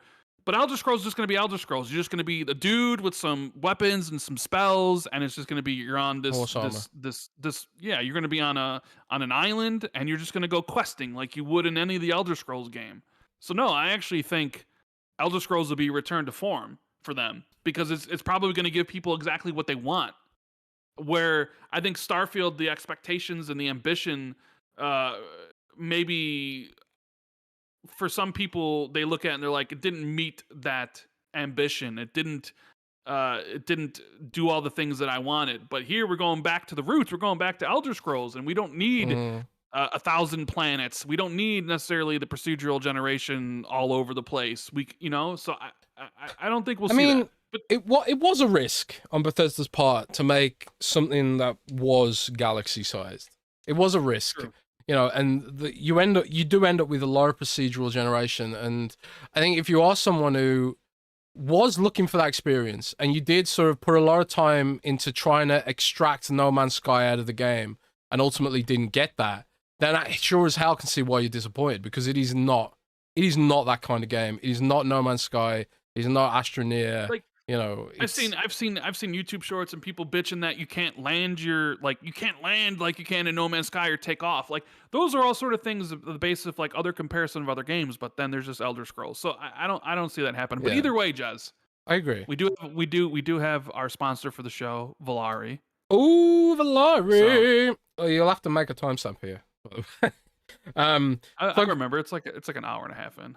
All right, cool beans. Well, I'll just wax lyrical about Valari. Yeah, because you got one you posted on Twitter. You're using it now, playing the game. Yes, indeed you do. So, for those who don't know, Valari make epic gaming pillows, and they are also fans of the show. So we like genuine, actual fans of the show. They listen to the show, and that they have done for a while. I've actually been on and off talking to the Valari team for years now, it feels like at this point. So yes, thanks a lot to Valari for sponsoring this episode. And here's the ad read. If you are like me and you enjoy long gaming sessions, even if you don't finish games, see they do listen to the show because they added that in there to the ad read, then you know that eventually pain and discomfort starts to set in. Could be your shoulders or your neck or maybe your wrists. Rad knows all about this because of his age and stuff like that. It all depends on how you sit and try to get a comfortable position, but in most cases, it won't be good for your posture, putting unnecessary strain on one body part or another. Come on, Jez. Come on, you're the ad read master. You're screwing this up. Let's go. It up. Sorry, chop. This is where Valari Gaming Pillow steps in. Not just any ordinary pillow, Rand. It's specifically designed with gamers in mind, providing ergonomic comfort and cushioning for those long gaming sessions. Picture this. You're deep into an intense gaming session, slaying demons, farming XP, or building that kill streak. Over time, discomfort sets in, and your focus starts to waver. Not with Valari. Inspired by a nursing pillow, Valari takes the best features and makes them even better.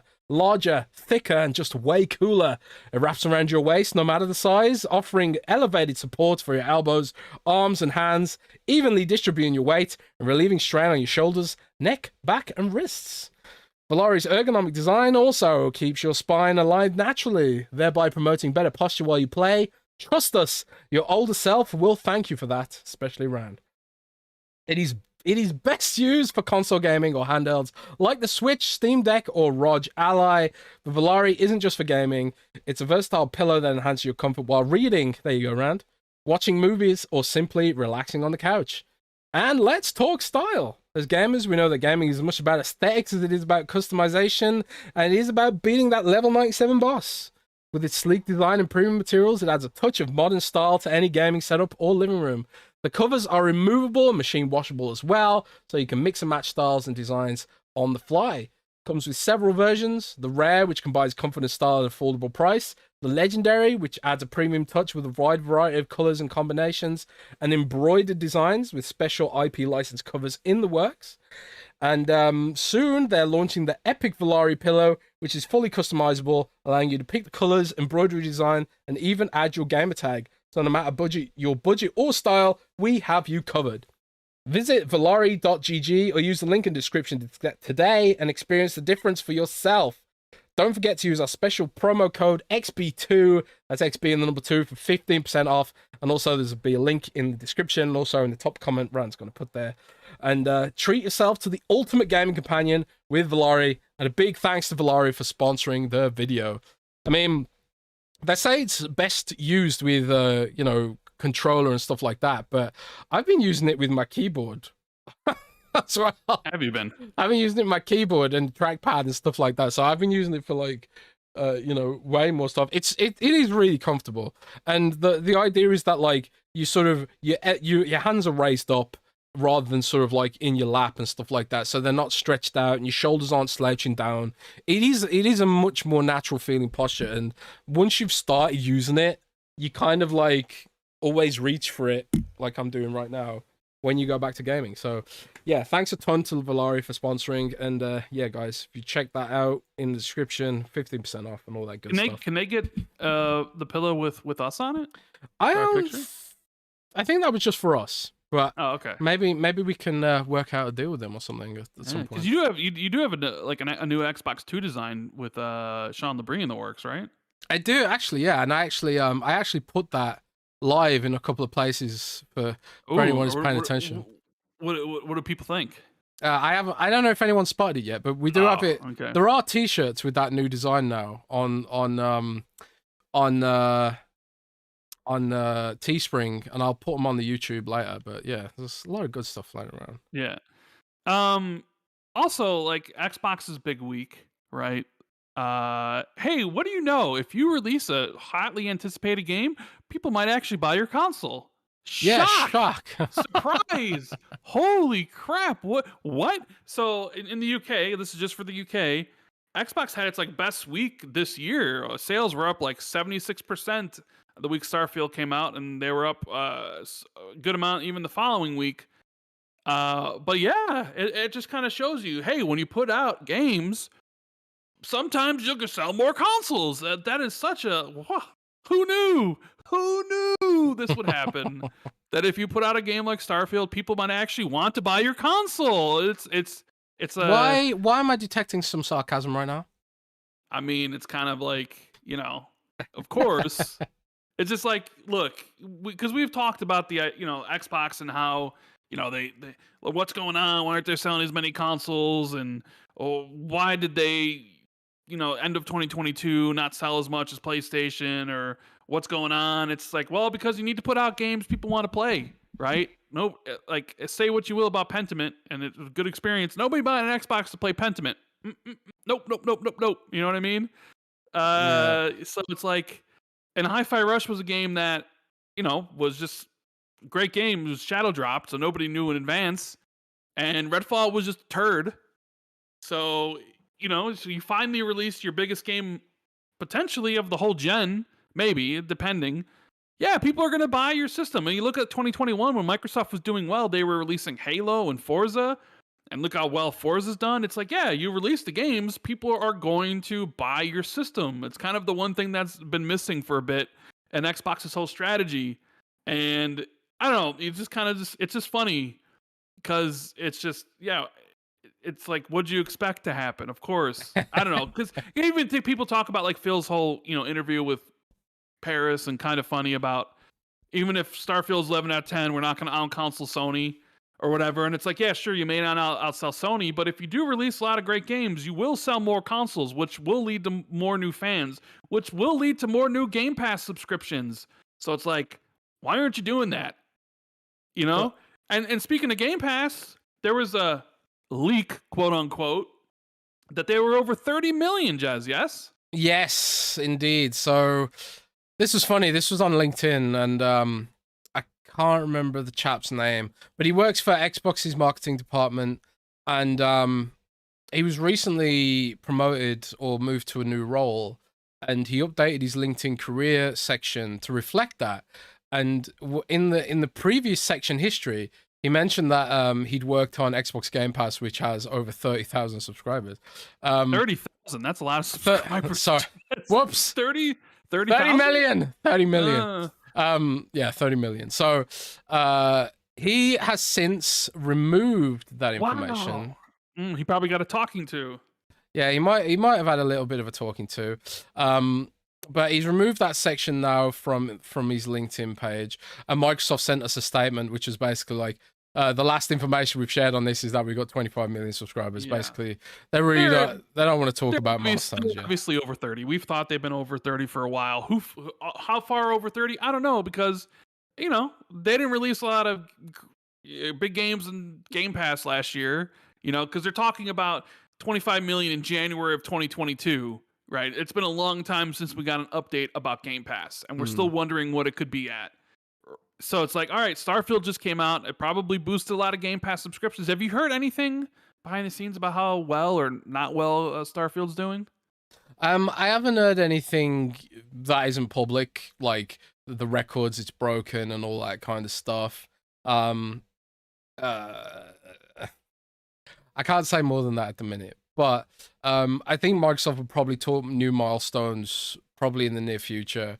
Probably Um, maybe early next week. yeah, maybe. I'm Um, expecting like a 10 million announcement or something. yeah, I would think so. Starfield's doing really well for them. It's breaking all kinds of records, engagement records, and Game Pass subs and new to Xbox users, which is an important metric for them. And Yeah. obviously we saw sales up 76% in the UK per GameIndustry.biz reporting. It's kind of Xbox is going in the right direction right now. So the issue is, I suppose now, is can they do this consistently? Do we really have to wait on a tentpole release from Bethesda every 6, 7, 8 years to make this sales jump happen? Because I don't think they can rely on that kind of stuff. We've got a lot of new IP coming in the near future that looks really, really strong, like Avowed, potentially really strong. We've got Clockwork Revolution that looks really strong. And you've got a bunch of other games that look really, really strong, but it's these sort of like legacy kind of games. Like Starfield is a new IP, but everyone knows who Bethesda is. Everyone knows what a Bethesda game looks like and how it plays, right? So when it comes to Starfield, it's almost like it does have the benefit of the Bethesda legacy to some degree. And I think like that's where some of these other games, like I don't think Avowed will sell systems or Clockwork Revolution. I don't think these games will sell systems because they don't necessarily have that sort of legacy, sort of, I don't know. We really overused this word recently, but zeitgeist revolving around them, to the same degree. And I think a lot of the fans of Obsidian and a lot of the fans of In Exile who will play these games, they're probably already Xbox fans already, right? But games like, and this is ultimately how you grow Xbox right now. And I know Phil Spencer doesn't agree with this. But how you grow Xbox and how you sell Xbox systems to existing users of Nintendo and PlayStation games is you release these games that are based on a legacy. So like you got your Elder Scrolls, Indiana Jones to some degree, it's an established IP, it's got its fan base as well. And then you got games like Doom, which obviously have a legacy. Wolfenstein obviously has a legacy. Fallout and the studios there and stuff like that. So, and then obviously games like Halo and Forza and Gears, they all have a legacy.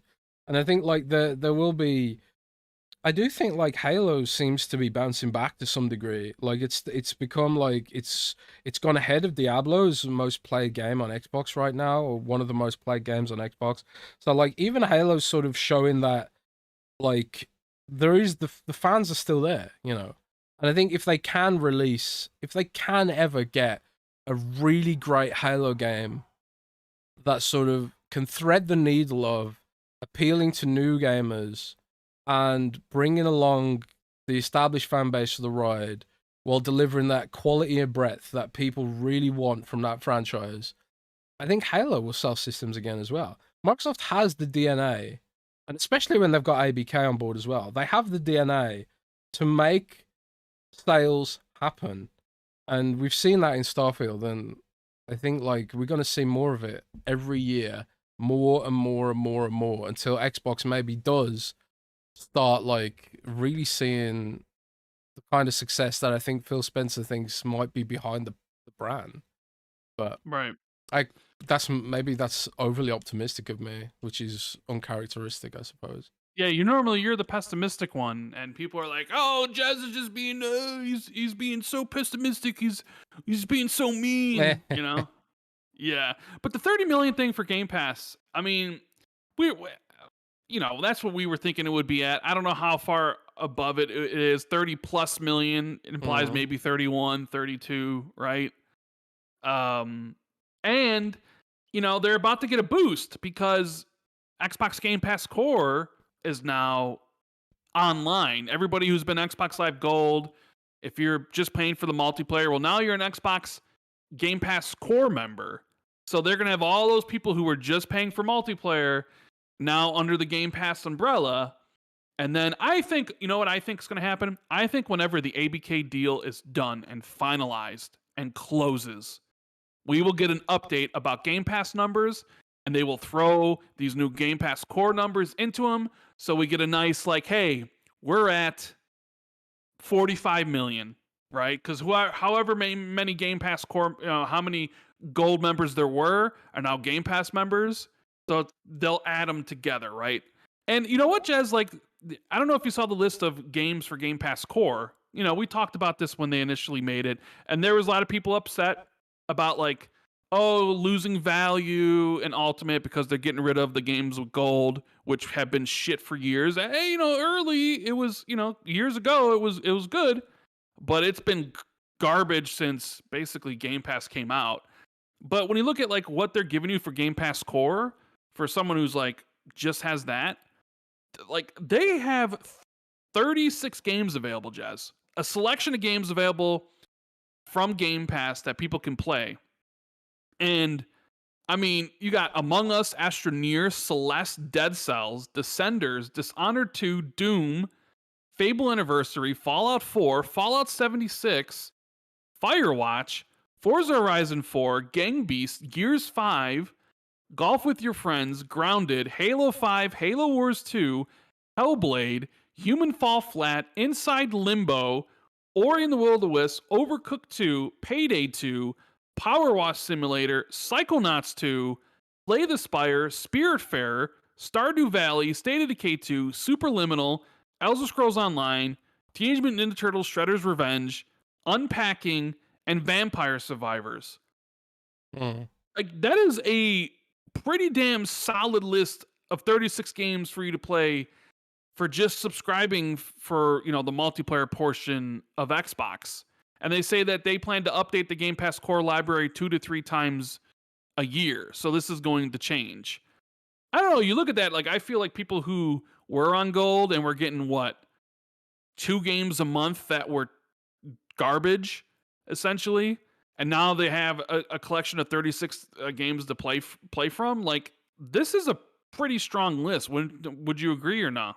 Yeah, I think it is a strong list. You know, I suppose it's going to be interesting to think about, like, how does Microsoft count Game Pass core members against the full fat Game Pass in terms of, you know, because Microsoft could come out on Monday and just be like, oh yeah, we've now got 60 million Game Pass subscribers and counting Game Pass core. And I don't think that's fair, because let's face it, they don't really count. But you know, the idea of Game Pass core is to, I suppose, get rid of the Xbox Live Gold branding, which is legacy at this point, and also sort of give people a taste of what they could potentially get. And I think, like, the stepping stone from Game Pass core to Game Pass Ultimate is so small, I think, for a lot of people. I don't think a lot of people subscribe for 12 months at a time to Xbox Live Gold. And it's sort of like, at that point, it's like, why not just get Game Pass Ultimate? You know, if you are paying like £10 a month or $10 a month, why not go up to $15 a month? It's not that much of a leap, you know. It's like one coffee or something. But and you get so much more for it, you know. So yeah, Game Pass Core is interesting. And I suppose, like, the idea that it's still there is the whole idea behind Game Pass Core is that it still has that $60 a year cost, you know, for multiplayer and stuff. Microsoft, there's probably a world where Microsoft wants to get rid of that, but you can't just shed, you know, tens of millions of dollars per month of cash flow overnight. You know, you can't just do that. You know, there has to be something that replaces it. Xbox Game Pass Ultimate will replace it, but it's going to take time, I guess. Yeah, well, especially with PlayStation now charging an extra $20 for online. Yeah, that's so kind of wild. they're 80 and Xbox is at 60, right? So yeah, I don't know if you can market that to your advantage in any way, being like, hey, you can play multiplayer cheaper here, and you get 40 games to play as part of your, you know, subscription versus not on the other console or whatever. So that happens, and yeah. So my prediction is when the ABK deal closes, they will give us an update of Game Pass members, and it'll include the Game Pass core, and maybe at that point it's at 45, something like that. Because I would imagine there's still quite a lot of people just paying for multiplayer. You know what I mean? Yeah. Dead Planet in the super chat says, "What's your feeling on Sony fans claiming PlayStation is sitting on a ton of games for 2024? To me, 2024 is when Xbox trumps them first party wise." I mean,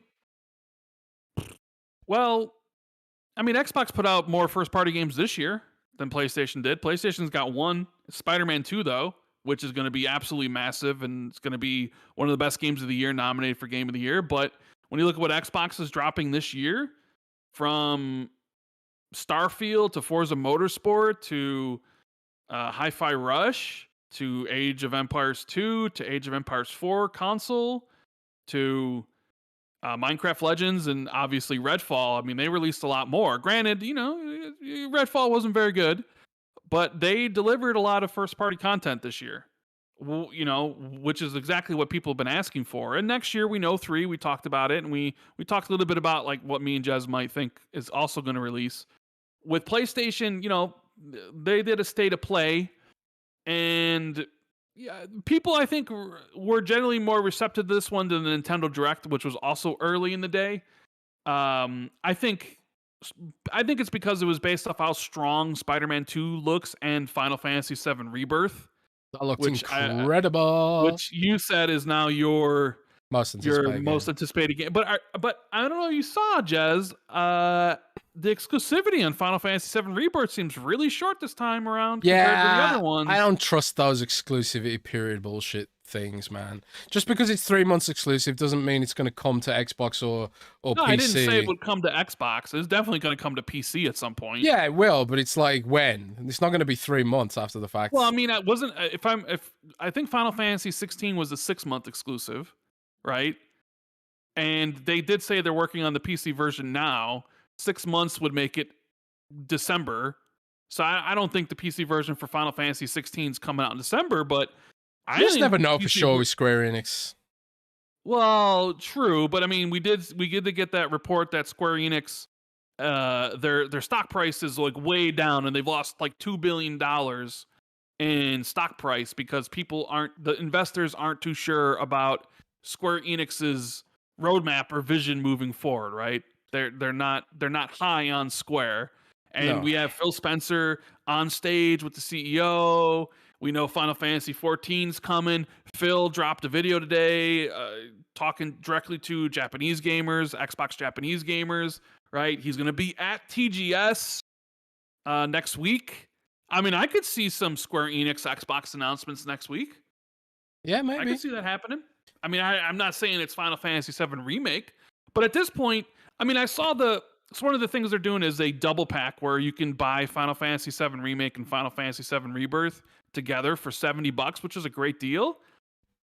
I think at some point you might see that hit Xbox. Yeah, I think so too. It's Square Enix is so inconsistent with timelines and managing expectations that basically my modus operandi with Square Enix is to just ignore what they say until they've actually given me a launch date.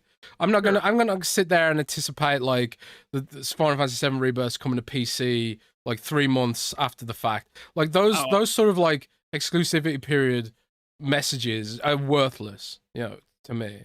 So just I can wait. All I'm saying is that it seems like Sony's exclusivity windows have shortened. Like at the launch of the console, it was a year for Deathloop and a year for Ghostwire Tokyo. It was a year for Final Fantasy VII Remake, which then eventually did come to PC, right? Forspoken was 2 years. Final Fantasy 16, I believe, is six months. Now this one is 3 months. Or maybe they've just learned the value of pretending that it's 3 months so they can undermine Xbox when it's actually forever. Like they did with Final Fantasy VII Remake. The thing is, like, at this point, who's expecting this game to come to Xbox? Sure, me and you might because of what's happening with Phil and Square Enix, but like most people at this point are probably like, Final Fantasy is just a PlayStation franchise. Nobody's looking at Rebirth and thinking, oh, that's coming to Xbox. right? So I don't know what good that really does. Like to say, you know what I mean? And honestly, if I was Square and I could get away with it, I would release Final Fantasy VII Remake next month on Xbox. Next Mm, month on Xbox to sort of drum up some hype for Rebirth. that'd be And cool. maybe get some fans who haven't played it because they're waiting for the Xbox version to maybe be like, oh, maybe I need to play the sequel immediately, like to sort of drive up some hype for their next release. It'd be I mean, smart, but this is Square Enix we're dealing with, remember? this is Square Enix. This is Square Enix, but they're trying to change Jazz because they have to because their shareholders aren't happy. They lost $2 billion in valuation, bro. Rip. You know.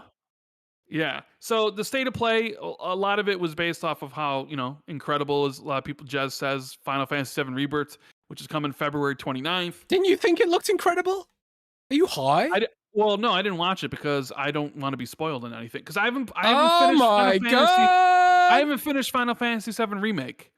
So I didn't want to watch it and see if anything might be a spoiler. You know what I'm saying? You haven't played Final Fantasy VII Remake?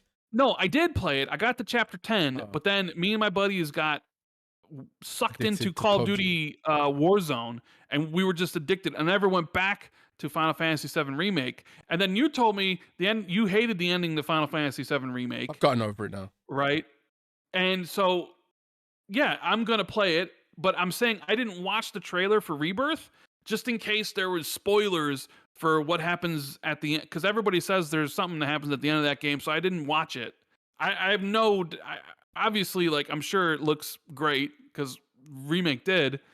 So yeah, but my point is, like, okay, here's Remake at end of the show, and it's got a release date of February 29th.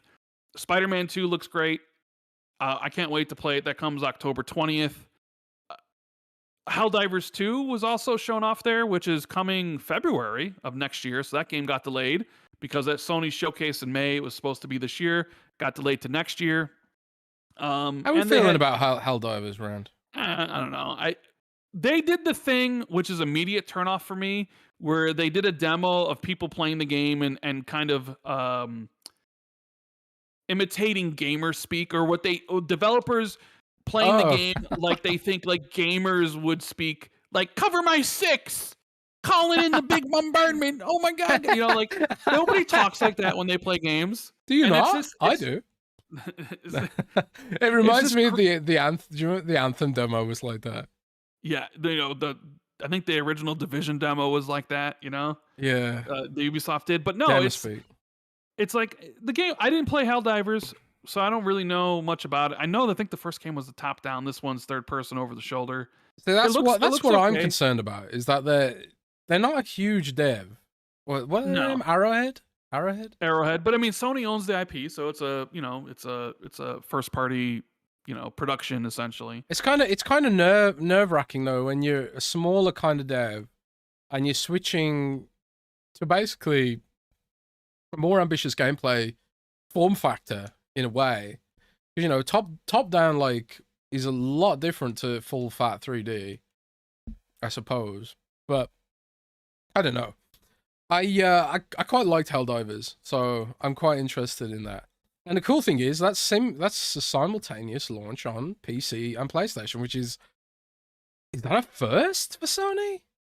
I mean, if it would be if it is. I mean, they said it is coming to PlayStation and PC at the same time. I would assume it's the same time. Yeah, so it is the same time. I think that's confirmed. I mean, I assume it is. Unless I'm crazy. I don't know. Stellar Blade is a game that didn't show up that people were hoping, because last year they said it was coming 2023 and it's nowhere to be found. So that game's probably next year. So as far as the super chat from Dead Planet about Sony fans claiming PlayStation sitting on a ton of games, I mean, essentially two games that were delayed from this year: Stellar Blade and Helldivers, right? Concord, which we've seen nothing of other than that 20-second jiggling burger, is supposed to be next year. Burger. And that's it, as like for stuff that's confirmed for 2024. Wolverine, I don't think Wolverine's next year. If they can get, if Insomniac can get out Spider-Man 2 this year and get out Wolverine next year, then the greatest dev ever. They're clearly the best devs in the entire video game industry at that point. All right, so I think Wolverine is end of the year 2025, essentially. Death Stranding 2 maybe next year, although who knows. I mean, Sony hasn't really talked about anything else. They haven't really shown any of their other games, and they had that financial report where it says some of their games were delayed internally. So I don't know. I don't know if suddenly like surprise, because a lot of PlayStation fans after the May showcase, remember how bad that was. We're like, we got a surprise showcase coming at the end of the year, guys. Sony's holding back everything, and they're fine. They're because they had to cope.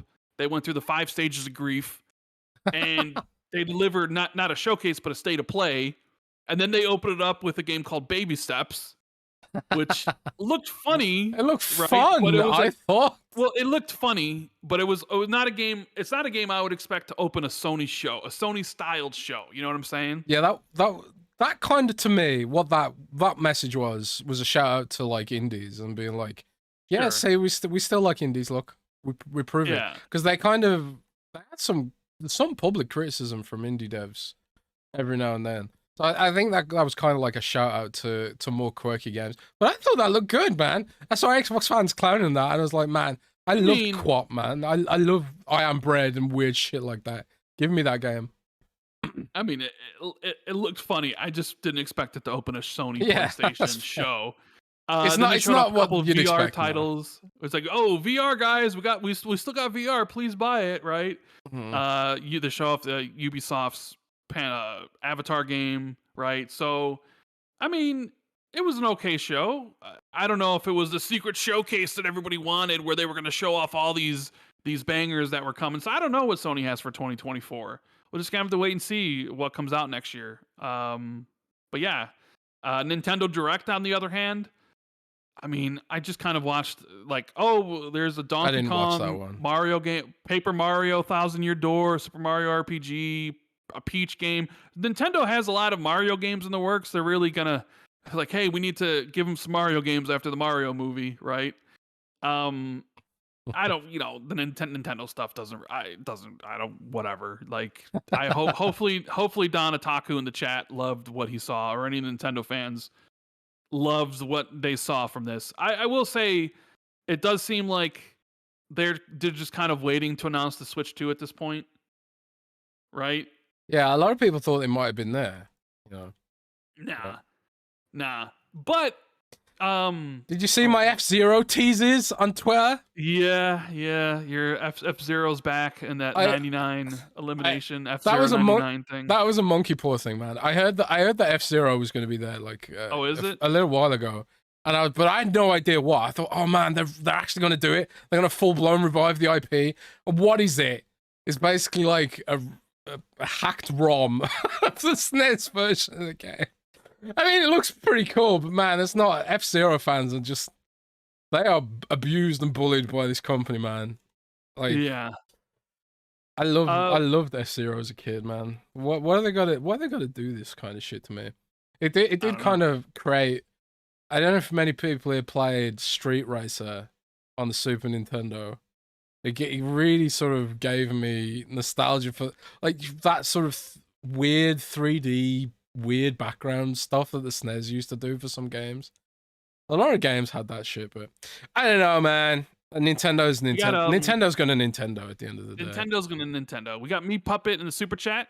He says, I'm disappointed that Crew Motorfest is not on Game Pass. Instead, it's in that BS Ubisoft Plus. Hopefully Starfield will add co-op. Well, I mean, I wouldn't expect Crew Motorfest to be in Game Pass. I mean, why would it be? It's a new game. It's not going to be in Game Pass. I think it means it's part of the Ubisoft collection, I guess. Yeah, but I don't.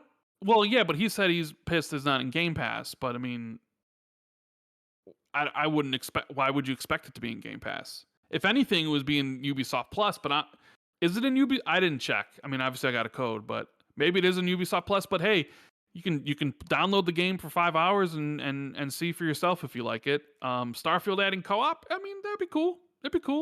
I don't know. I don't know if it necessarily needs it, but it would be fun. And he also says, can you have more than one created character seats all at the time in Starfield? What does that mean? Can you have more than one created character seats all at a time in Starfield? You mean different save files? You can make more than one character and have separate save profiles. Yeah. I've got them. I mean, I have like if 30 that's what you different mean. saves, and I have like 30 different saves in Starfield. So No, but like you can actually have full blown separate profiles, so you can make a new character and they'll have like oh a separate pool of save files. oh, a separate pool of save files. Okay, Yeah, yeah. yeah, So yeah. there you go. Himnashu says, Jez, do you support any football club? No, I don't.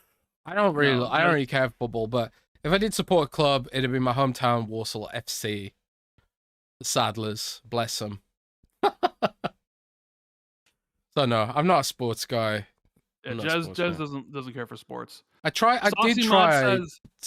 try to get into esports at one point. I tried to get into the Overwatch League, but it's just so boring, man. I just don't care. The wheels are coming off of esports in general, anyways. Yeah, they are. Did you see FaZe Clan? Yeah, yeah, They filed. They went public, and now they've got like no money. yeah. I'm not surprised. Saucy Mod says, "Who's hating on Gaz? He's my favorite guest host."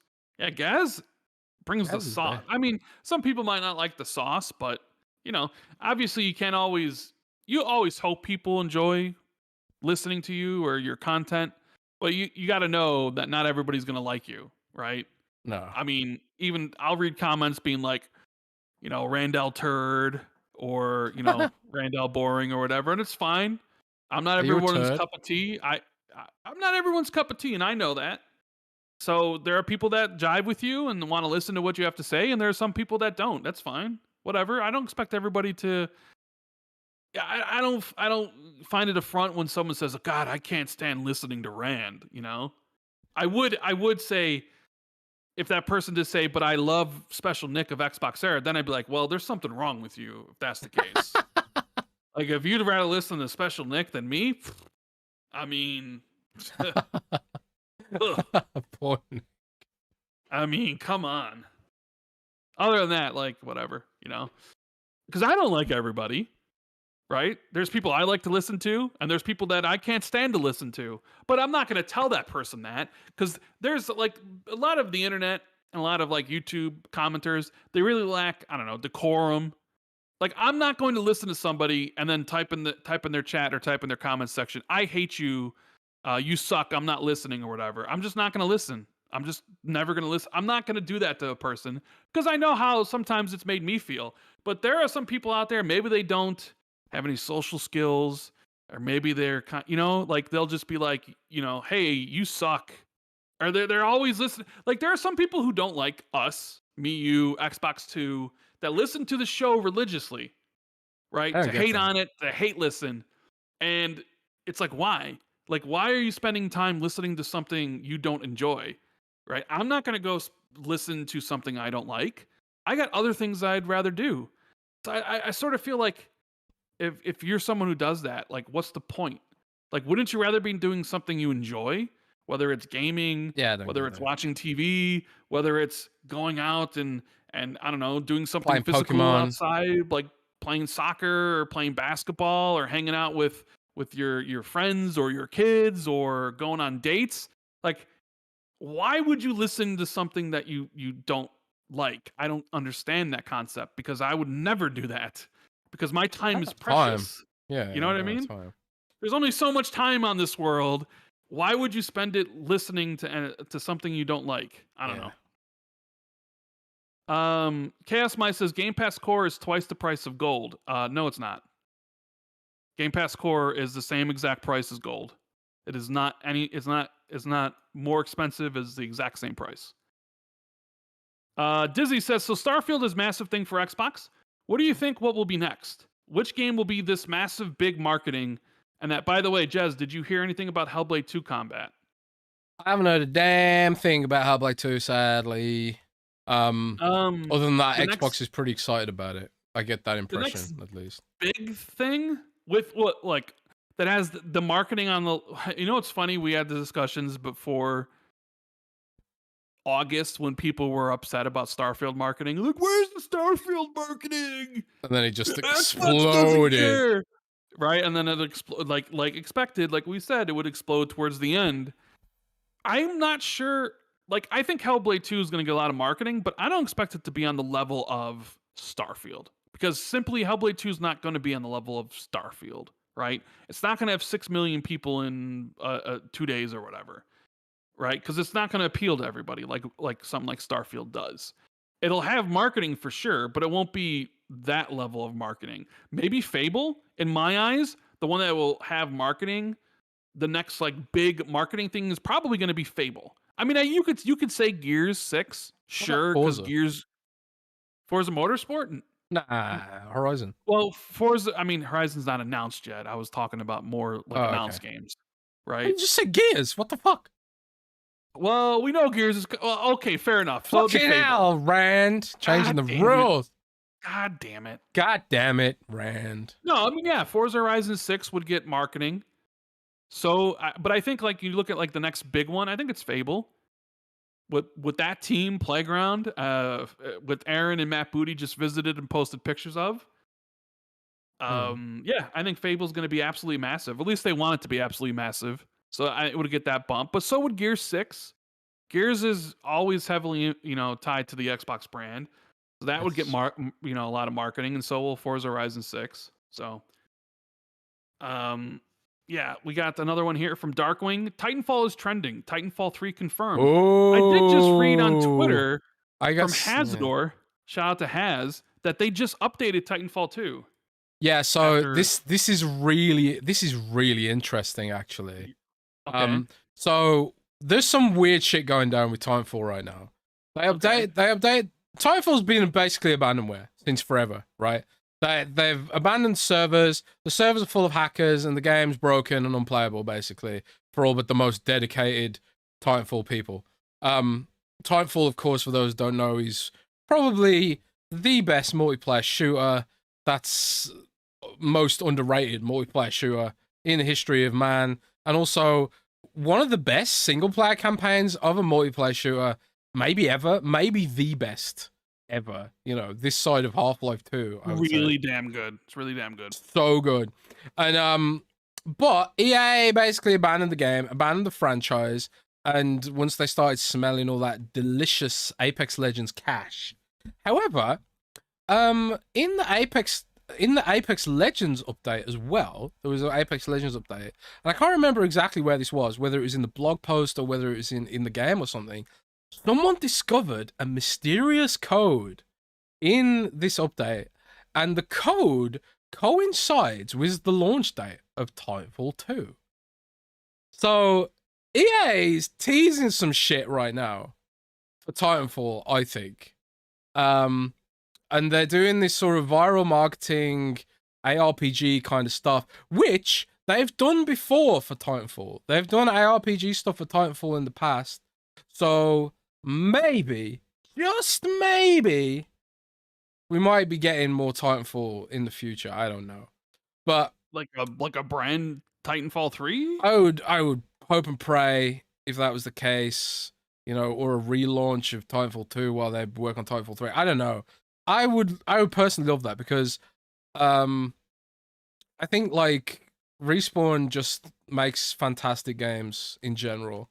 And I think Titanfall 2 was like, I bounced off Titanfall 2, because they changed it so much from the original, like the way it played and the way the Titans felt, and I kind of bounced off it really quick and I never ended up going back to it. But the couple of times I did go back to it, it sort of clicked for me. But by then, none of my friends were playing it, and it was kind of weird, and you couldn't it was just too after the fact, and it's really irritating because the game was sort of really special, and it has all these really cool features, really amazing lore, and the campaign was just so cool, so heartfelt for a mech game, very strange, very different, and it's become this sort of cult classic that you would hope that EA and Respawn could hopefully extract something out of it, because not everyone wants to play Apex. Not everyone likes Battle Royale.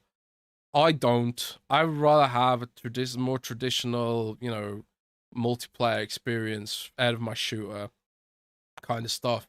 And I kind of feel like with Call of Duty, I would argue Call of Duty is on the decline to some degree.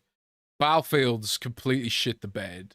Battlefront gone by the wayside. So is now the right time to give Respawn another go with making, you know, EA a multiplayer IP? I think this is a good time for it, you know.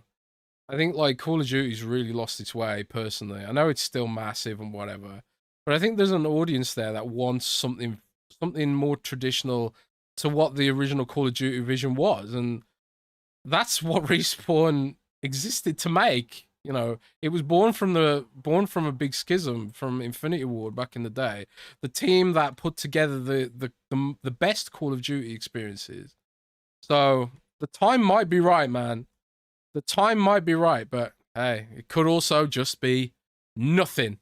And speaking of Respawn, they actually lost the lead developer, director of the Jedi series. Dig left. Yeah, which is odd because they've been talking about, he talked about doing trilogy, right? He's the direct. Well, so he was working on a game at Sony Santa Monica, and it was 3 years in, and Sony canceled his game.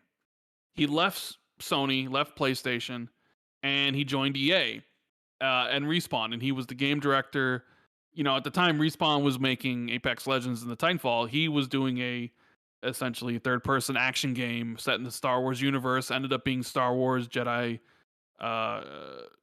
What's the first game called? Star Wars Fallen Order. Yeah, Star Wars Jedi Fallen Order, which was really good. And the sequel came out early this year, which they finally passed and now runs patched and now runs at a pretty damn good 60 frames in performance mode. Star Wars Jedi Survivor, one of my favorite games of the year. And you know, they want to complete a trilogy, and then suddenly he leaves the studio, and it's like, where's he going? Like, is maybe he's joining Infinity War? Well, it's like, does this mean something for the Star Wars Jedi series? Well, like, are they not doing a third one? Dude, that was my first thought. My first thought was, oh, the Jedi series is dead. You know, my first thought was that he probably got a huge offer from somewhere else, right? You know, Netflix is hiring big time for that studio that has that poached the guy who was at Halo and Xbox. Joseph Staten, right? So it's like they're hiring up. Maybe they offered him some big thing that he couldn't pass up, or maybe Sony came back and was like, "Hey, we'll actually not cancel your game, and here's a whole bunch of money or something." But yeah, and first I saw that, I'm like, "Ooh, I better get my third game in the trilogy," you know, because it was damn good. So he left, which is a sad thing. You know, maybe Xbox should send him something too and be like, "Hey, you want to come direct a third-person action game for us at one of our studios or something?" Hey, maybe that's who's hiding. I don't know. Maybe he's really going to lead the initiative. Yeah, sure. Yeah. So I see Hazardor tweeting that the Titanfall update is there's a new game mode. So they actually have a brand new mode called Attack on Titan. They fixed the main menu disconnections. Private matches are no longer it's been announced. Beta. Well, I saw Has tweeting about it, and they fixed the matchmaking crashes and more. Let me see if there's a. Yeah, it links to an article about Titanfall 2. The Titanfall 2 devs have quietly fixed the beloved FPS, and fans are convinced that's the start of something bigger. So I think it is start of something bigger, you know. So we'll see. But shout out to Has for having that info, because I had my Twitter up and I saw his tweet. So I mean, I'm always down for Titanfall 3, please. Achievement! Super Chat says, ever since I heard Jez say Adidas, I've been pronouncing it like that. And I wear a lot of Adidas, and me pronouncing it the right way drives my wife crazy. You mean Adidas, are you saying right? Adidas? Or how do you say it, Jez? Adidas. Adidas, baby. Yeah, the wrong way of saying it, but whatever. Adidas. Man. And we have a first super chat here from Spectre Jez, who says, "Longtime listener, the show really helped me through some rough patches the past year. Thanks to both of you." Well, thank you. That's awesome, man. I'm glad that we could be that for you. I'm glad. I've gotten a lot of messages like that, and honestly, it makes my day whenever I see something like that, because the show has gotten me through rough patches. You guys have gotten me through rough patches. Being here with Jez, you know, there are times, you know, everybody gets down and stuff, and it's like, I don't want to do anything, but it's like, then you get in here with Jez, you get in here with the Xbox community, you know, seeing all the comments, all the love and everything, and you just feel better about it. It's like, damn, Yeah. like this is great. And Yeah, so this thank you show and guys this for helping community me out. is, yeah, I feel the same way. This show and this community has been just like amazing during tough times for me. So thanks to you. Thanks to all of you. And we also have a super chat here from Dizzy. He says, "I just want to I just want to pay again, lol, to help you both. You two are amazing. One of my favorite YouTube's people. By the way, for Avowed Jez, do you think it will have big boss fights like dragons or something, Elden Ring style?" It should do, if because Pillars did. You know, Pillars has some crazy dragon bosses. Man, like in the first Pillars, the boss that's actually at the bottom of your the optional boss at the bottom of in the basement of your castle, which is probably the most epic dungeon in the history of gaming, by the way. That dungeon is just endless and it culminates in an absolutely epic battle. I would think so. That's what Avowed's all about at the end of the day. Yeah, I think there's kind of maybe some hints of that in the trailer, but Yeah, yeah. I think so. Um, what we talk about here? Oh, I mentioned earlier, Immortals of Aveum, or however you say it. They laid off half their studio, unfortunately. Yes, they did. They Not good. announced on Twitter, Ascendant Studios. I think this was their first game, It was. and They were the team. They were one of the sort of pandemic studios that was set up with oh, okay. by a dev that left his main company with some funding and then sort of took a bunch of AAA devs with them and basically wanted to make their own studio and make it by themselves, which is tough. It's tough to do that. I mean, dude, there were so many things wrong. I haven't played the game, so I don't know if it's good or not. I want to play it, but the name, the positioning, the The marketing, the marketing fact was that it's not a new good. IP, $70. I think that $70 price is really gonna hurt new IPs. I mean, you could say like, well, why didn't it hurt Starfield? Well, Starfield's also got the power of God Howard behind it, right? And it's got Game Pass and all that stuff. And maybe it would have. I don't know. Like if it was Elder Scrolls 6 instead of Starfield, I bet you Elder Scrolls 6 does more than 6 million players in the same Oh time yeah. frame that Starfield did 6, right? So less people checking it out. But yeah, like it, with the way everybody is tightening their wallets, it's like, well, do I really need to spend $70 for Immortals of Aveum, or can I just play some more Genshin Impact, Vampire or Survivors, some baby. more Fortnite, or play some of my free games on PlayStation, or I don't need to buy Immortals of Aveum. And it's funny because we as gamers are always like, we want something new, we want new games and new IP, and then Here we go. sometimes when we get it, nobody buys it, and then it withers on the and that leads to the corporations and the big publishers not taking a lot of risks that just constantly give you the same sort of thing. It's like, well, they didn't want this, so let's give them another Assassin's Creed, I or read let's give them another Forza, let's give them another, another Spider-Man. Like, you know what I'm saying? I just sort of like I read a term today in an analysis of this Unity debacle, which I suppose we should talk about soon. Yeah, we need to talk about that. Attention saturation. Tension saturation. Attention saturation. That's what I read. I read an analysis of this whole Unity debacle, and it was sort of like it was sort of like this is all a symptom of the fact that there's just too much. There's too much stuff. We've been saying it for months. The backlog is crazy, and it was a joke initially, but now it's becoming a real problem. We've like you say, how does a game like Immortals of Aveum exist in this year in 2023 when there's just non-stop post-pandemic bangers coming out, games that were sort of effectively stuck.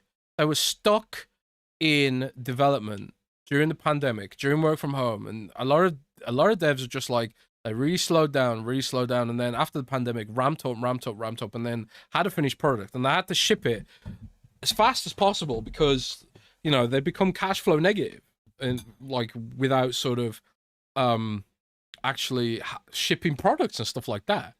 And now we've got all these games coming out all at once. How does Immortals of Aveum exist in that kind of world?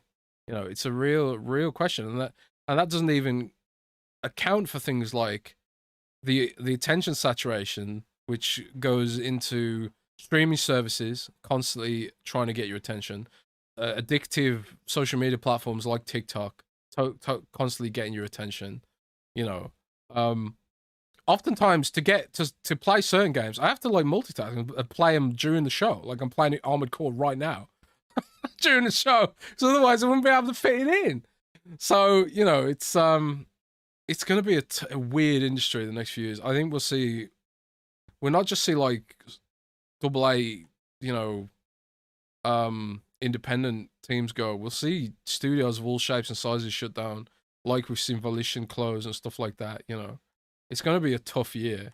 The Gamer actually had a really sort of a cheeky headline, I think, but it actually evolved into like a really great article that 2023 actually hasn't been. No, the headline was something like 2020. I can't remember exactly what the headline was, but it was to the effect of 2023 has been a terrible year in gaming. And like you read that and you think, oh my god, how can they possibly think that? Look at all the bangers we've got. But then you click into the article and it's actually about the upheaval in the industry. You know, the studios being closed, all the layoffs that happened at the start of the year, which we've all forgotten about now. Microsoft laid off mountains of staff from the Xbox team.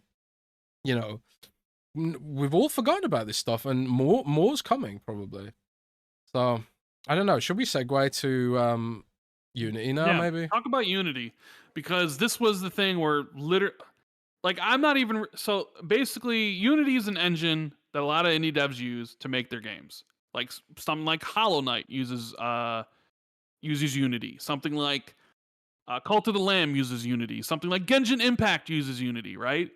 It's an engine that a lot of indie devs use, and it's not just they just indie announced. Devs, okay, yeah, well, it's not just indie devs, but either way, it's, you know, a lot of teams use it. It's and a wildly popular engine. Yeah, they announced some weird changes to the point that would really affect a lot of indie devs' revenue, and it kind of came down to like they were going to charge the developers money for each installation somebody. So if you deleted a game and then reinstalled it, they essentially would know that. And you explain it, Jez, because it seems like you know more about it than I did. I've been on this beat. So basically what happened was Unity announced that they're going to charge what they call a runtime fee. Now, the runtime fee means that every time someone installs the game, they'll levy a charge against the developer of that game, or they say the distributor of that game. Now, it's one of the issues with this is that so much of it is still kind of unclear. They talked about like developers won't have to pay the charge. It's the distribution vector or something. So it's kind of like, wait, so are you talking about publishers now, or are you talking about Microsoft and stuff like that? You know, in the case of indie devs, like, are they the distributor? And then it gets even more complicated when it's like, okay, well, what if I'm like Double 11 and I'm doing ports of a game? You know, I'm working on a port of a game from another platform. Am I on the hook for the port of the publisher's game that I've just published and stuff like that? How does this all work in practice? So there's a lot of granularity here where, you know, developers are pissed off about the lack of transparency and the lack of explanation and the lack of forethought, it seems, to some degree, about on the part of Unity, where they haven't thought some of this stuff through. They still haven't clarified how stuff like Xbox Game Pass is going to work, because because Game Pass is a big issue here for this installation thing, because as you guys know, a lot of people just download something on Game Pass and they barely touch it. Like one of the headlines I saw today was that only 25% of 25% of Starfield players haven't ever made it into space. So presumably that's like millions of players or hundreds of thousands of players who basically just downloaded the game and have barely touched it, right? So if Starfield was built in Unity, Microsoft would be on the hook to pay for that installation for players who never intended to buy the game, who never wanted to get involved in the game, or share it, or add any value whatsoever to it, right?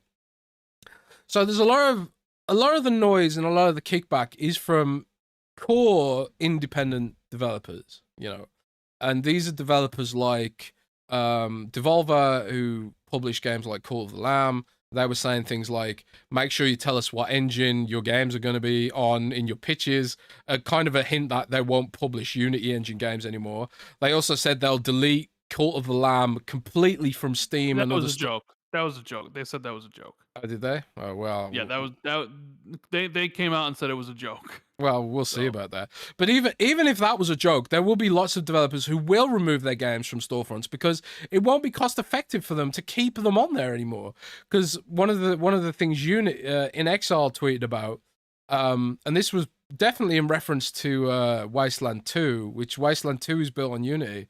They said it was sort of like a tweet that was like, "Good luck getting us to pay for games that have been out for 10 years." Because now, like, every time someone installs Wasteland 2 out of Game Pass or something, you know, they'll have to pay Unity thousands of dollars for it, or Microsoft will. So it's kind of like, it's a big mess, partially because of the communication effort on Unity's part, not really clarifying a lot of the nuances with their proposals. But really what it's about Genshin Impact. It's about Unity wanting to get those big Unity mobile games like Genshin Impact, Call of Duty Mobile, which is built on Unity to my surprise, published by a Tencent subsidiary, I believe, and you know, loads of games, like major games on mobile are built on Unity from like major publishers and stuff like that, because Unity is like a really great engine for, you know, having a unified code base that can extend across multiple different platforms very seamlessly. So basically what Unity's thought process is, okay, well, we are subsidizing games like Genshin Impact, which are making insane amount of money, and you know, Call of Duty Mobile, Activision making insane amount of money. Why should we subsidize this? You know, why should we subsidize this beyond like the fees that we charge for our, you know, pro version or whatever it's called? Why should we subsidize these massive mobile game companies to do this? So they've kind of come up with a method to target them, but in the Dragonet, they've also caught these sort of smaller devs who they're not really, you know, they're not making fat bank. They're just sort of, you know, building relatively modest businesses and making sort of quite generous games that don't cost a lot of money, and you know, building communities around them and stuff. So that's where a lot of the kickback has come from, but it gets more complicated when you actually look at the numbers, man. Like, Unity is an awful business. They have only had 2 profitable quarters in their entire history, at least per being public. And well, dude. oh, Dude. So the something two happened. people at the top, the two people at the top, John Riccatello, who's the CEO, used to be the CEO of EA, right? Yeah. During the times when like they were sort of like falling, and he left. But the other one who's also in charge of Unity is Mark Whitten. Yes. You might remember was also in charge of Xbox during the DRM era. Yes. With the Xbox One. Name a more iconic duo than Mark Whitten and making mistakes and just screwing things up. Yes. Like, so this is like a huge, you know, also Jez, I heard this was Xbox's fault and Game Pass in general. Like, it's being implemented because of Xbox and Game Pass, right? That's ridiculous. I mean, it costs Unity literally nothing, right? To when a game is installed out of Game Pass, it costs Unity literally nothing, you know. And even if like Microsoft did start ponying up the cash for installations out of Game Pass, it wouldn't. It pales into comparison to what they would stand to make from Genshin Impact, from Honkai Star Rail, all these other massive mobile games, Call of Duty Mobile, stuff like that. It's nothing to do with Game Pass, and anyone who says it is to do with Game Pass, it just doesn't understand the game industry, unfortunately. This is all about those big mobile publishers who are raking in hundreds of millions of dollars every month, you know, and not really paying. The Unity's monetization, they would argue, doesn't scale to meet how big these mobile games are getting. It doesn't scale to meet that. So this is like them sort of being like, okay, well, we're gonna have a slice of this pie as well. It's nothing to do with Game Pass. It's a ridiculous notion. I mean, how many games are even running Unity out of Game Pass? You know, how many people are installing Wasteland 2 out of Game Pass, for God's sake? Not a hell of a lot of people. A 10 years old game, and Wasteland 3's out and he's better in every single possible conceivable way. So anyway, that's that argument put to bed. It's all about mobile. But you know, there's a good article on GameIndustry.biz which sort of goes into the opposing opinion, which is like Unity has no choice but to do this because their their engine doesn't make any money ultimately, and they're subsidizing these massive mobile companies essentially, you know, letting them use their tech and whatever, and not getting anything back from it. Now that's a philosophical debate. You could argue that, okay, well, you provided the hammer. This is the analogy I've seen in response to that was you provided the hammer. Why should I give you any? Why should I give you any of the money from the furniture I've built or whatever? And that's one argument to be made. Another argument against this is that Unity just wastes shitloads of money. They bought Weta Digital, which is I believe. Didn't they do the CGI for Lord of the Rings? Yes, Peter Jackson's company. Yes, so they bought Peter Jackson's company. I remember when that happened, people criticized it as a huge waste of money and stuff like that, because their thinking was, okay, maybe we can get in with Disney and maybe we can, you know, get Disney to use our tools or whatever, and we can make some money like that. And they're massive. And I've seen people say they're massively overpaid for that. I don't really know how much of that is true. I'm not really familiar with Weta Digital or its tools or whatever. But yeah, there's a huge amount of. But it's not just that. It's also executive bonuses. What they're paying Mark Whitten and John Riccitiello, however you pronounce his name. They're paying them a lot of money. There's a lot of like shareholders are obviously taking something out of the company as well, dividends or whatever. And there's just like there's a lot of waste going on at Unity. So like, if it is truly about profitability and making the company more profitable for shareholders or whatever, or more enticing for shareholders, then maybe they shouldn't be like wasting a lot of money. I saw someone say like John Riccitiello was also notorious for overpricing acquisitions while he was at EA as well. It's kind of like what he does from one criticism I saw. Like, so there's multiple sort of opinions to this. I've spoken to a load of devs about it. And I think at the end of the day, nobody wants Unity to go away because it is a very powerful cross-platform engine that is very, very, you know, the unique selling price of Unity, the unique selling point of Unity is that it is on paper potentially more cost-effective to use than Unreal for smaller games. At least that's the sentiment that I hear a lot, is that Unreal's a little bit complicated if all you're doing is trying to make a 2D game. I think Unreal Engine has sort of tried to improve that because they want the Unity audience as well. And Unreal does not have a per installation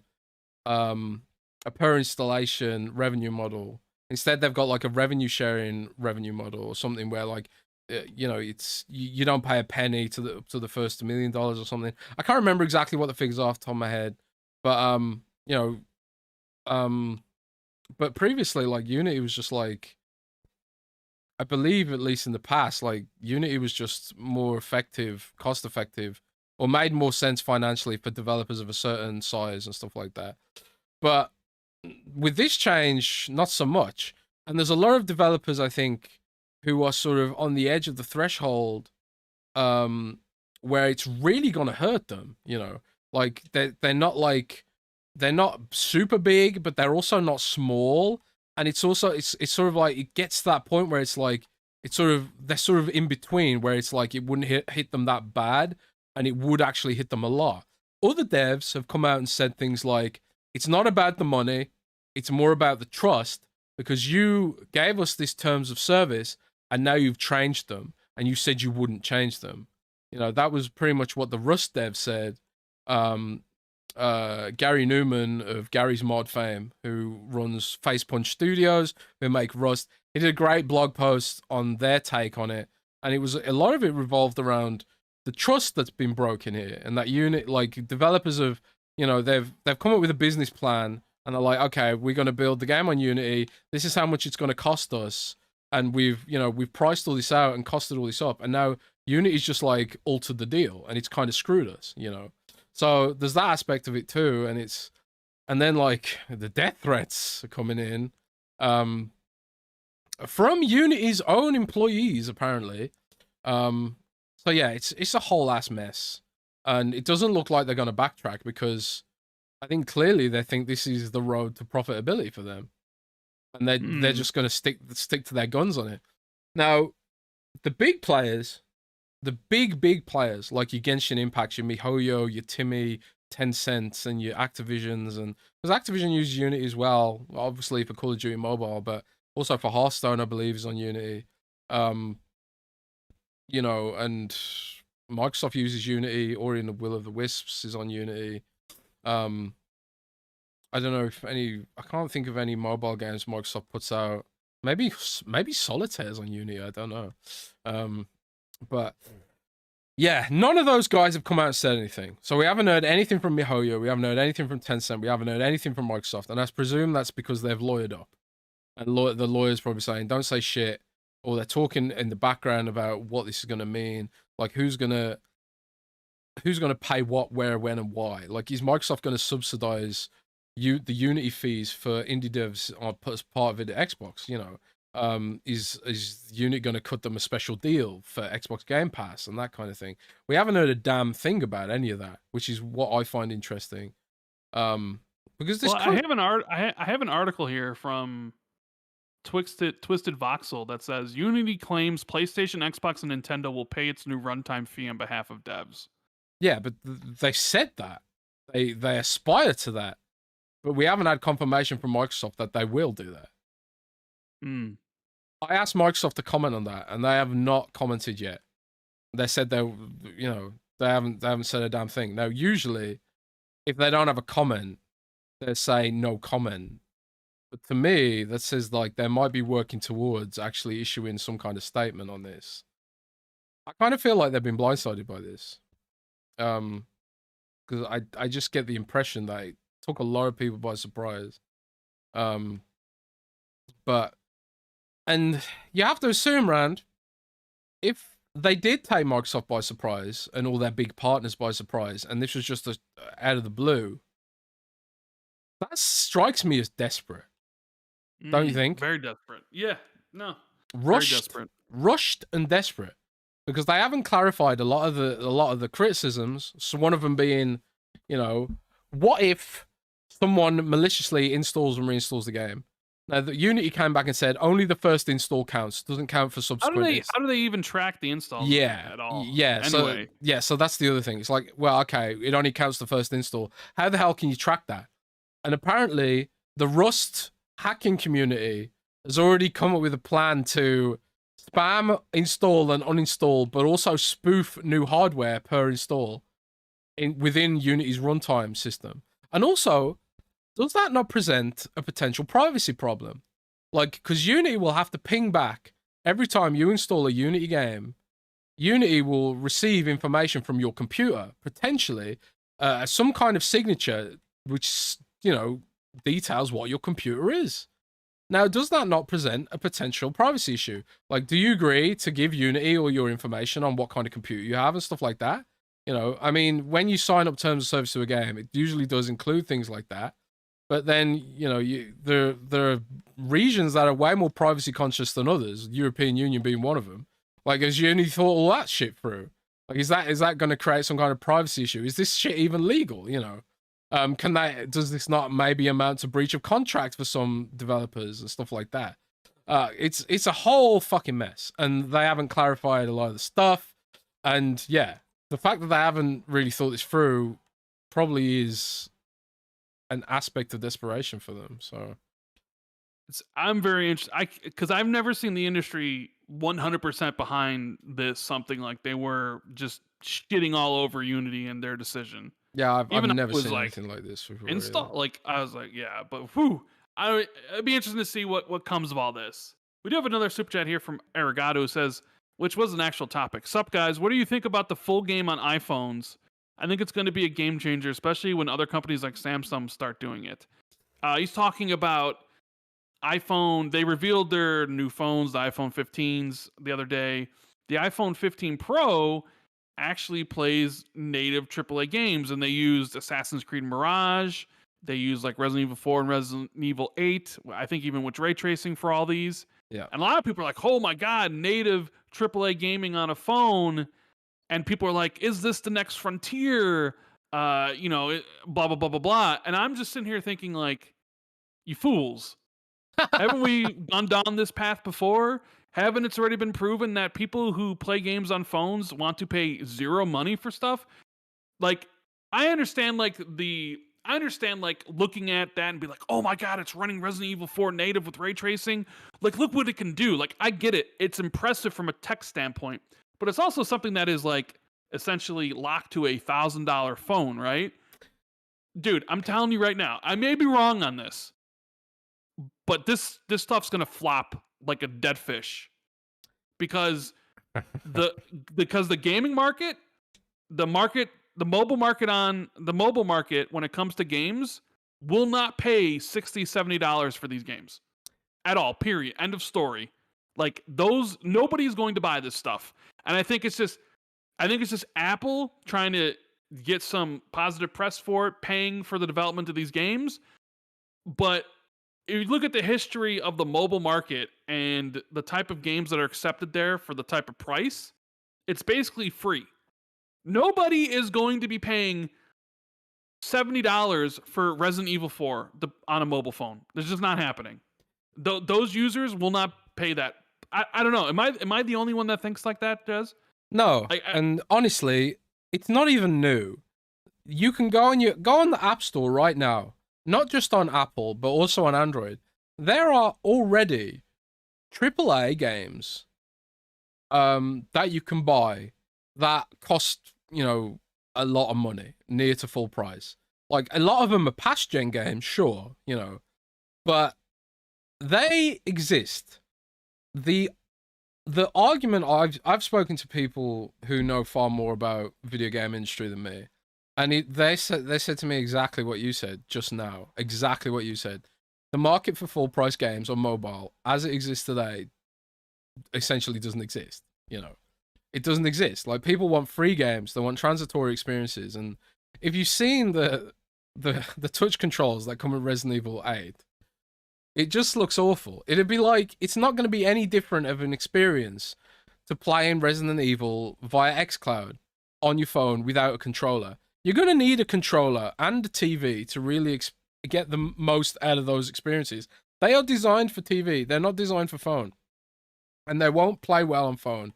And they'll probably murder the battery and all that kind of stuff. Yeah. So it's probably going to be like, it's like you said, it's a great tech demo. And it's very impressive. Like, Apple's chipsets, like, I'm the number one arch Apple hater, but what they are doing with chips is absolutely incredibly impressive. Like, you can't take that away from Apple. Like, what they've been doing there is really, really good. But they don't get gaming for shit. They don't understand gaming. Like, they don't have a single bone of gaming DNA in the company, and they just sort of, again, this is like when they demonstrated, the new Apple chips that can run AAA games as well. Like, no one games on a Mac. No one cares about Mac gaming. I think it's like, what's the Steam numbers? It's a minuscule, a vanishingly tiny amount of people play games on Mac. And it's going to be the same kind of situation here. No one's going to play AAA games on a phone. Like, much like they barely play AAA games via xCloud, Even though xCloud's like, it's functional. It's not the latency that's the issue. It's the tiny ass screen that's the issue. It's the touch controls that's the issue. It's not anything else. And then you factor in the price. You're not even getting all you can eat like Netflix or Game Pass. It's not even on the base iPhone 15. It's on the Pro model, right? Yeah, it's interesting, but it's not. The games have to be native to mobile. They have to be designed natively for mobile, and the same is true for Game Pass. Like I tweeted the other day, like, the only game that I really like playing on xCloud on my phone is Vampire Bloody Survivors. You can play it with one hand, and it's got simple graphics, and it's it handles the cloud stuff really well, and there's no story. I don't have to pay much attention to it. You telling me you're gonna experience a full-blown AAA game, all of its cutscenes, using a tiny-ass iPhone with touch controls. You are just lying to me. You are lying to me right now. It's just not going to happen. Like, it wouldn't happen No. with xCloud, and it wouldn't happen. It's not going to happen whether it's native or not. It's not going to happen. One of the things I was thinking of when they showed all this, it reminded me of a conversation we had when we talked about cloud gaming versus handheld gaming, and how you felt Microsoft may have misjudged the market a bit, where they felt like, oh, here's cloud gaming, it's going to be the future, but then the handhelds that are coming out are getting so damn good with the chipsets that maybe Microsoft focused on the wrong thing and should have focused on mobile instead of cloud. You know, remember we had that discussion? Yeah.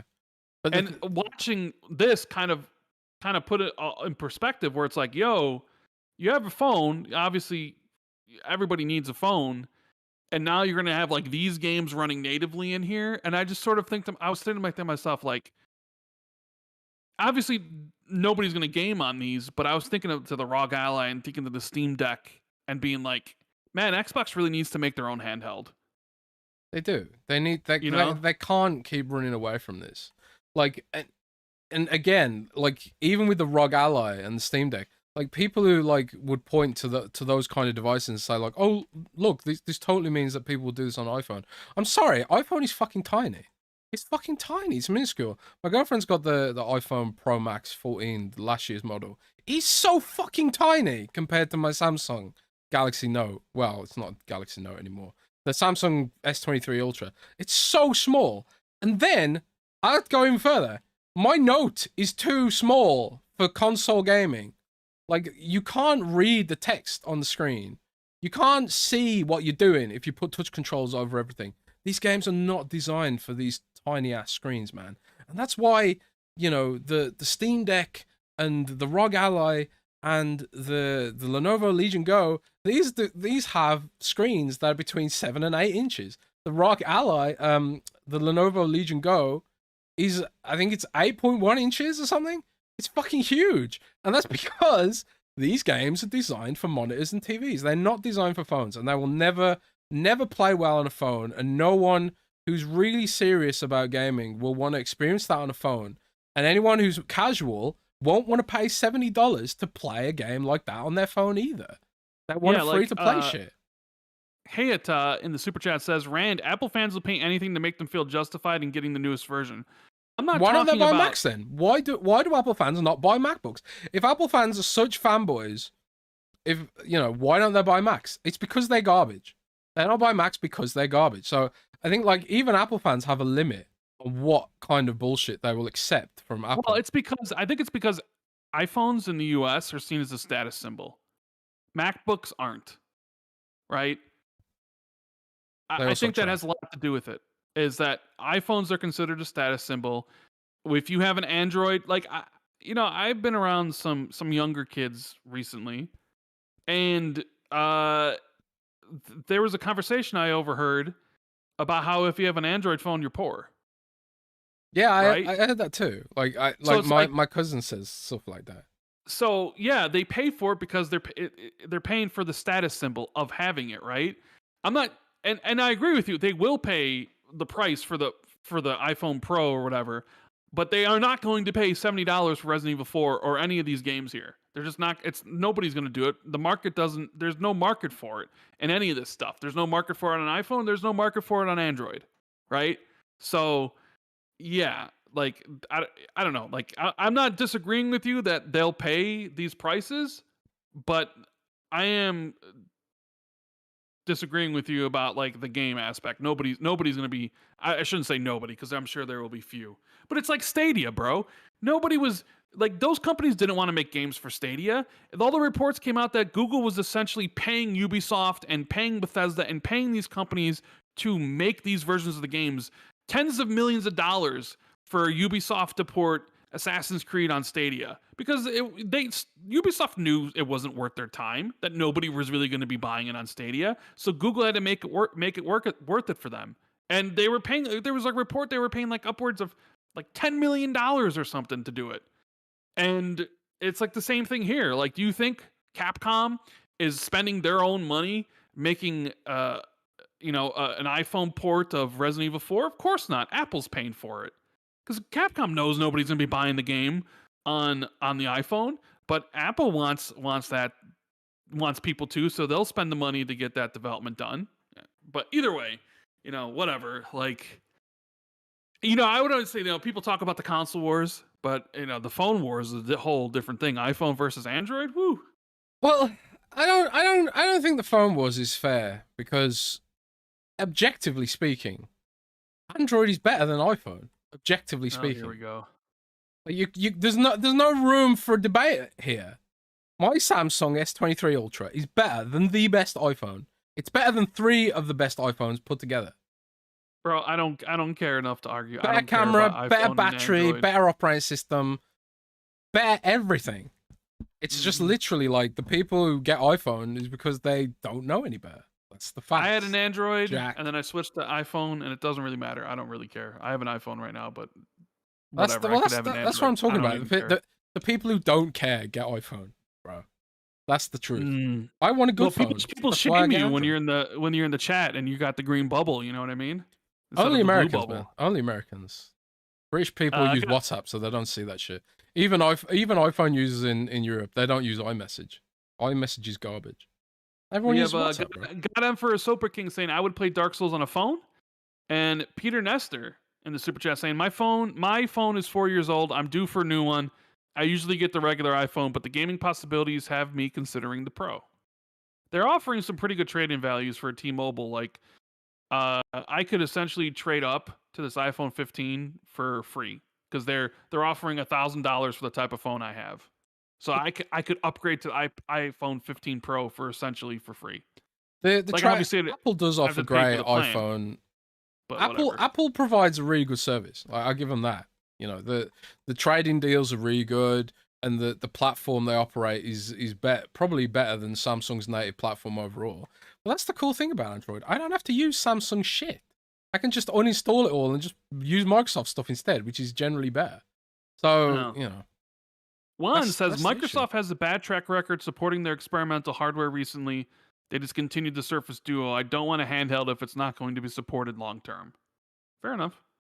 I mean, that's the other issue. What operating system would it run? It couldn't run Windows, probably. Oh, we do have one more Xbox announcement this week. The Xbox credit card, ladies and gentlemen. Who wants to sign up and get 30% APR?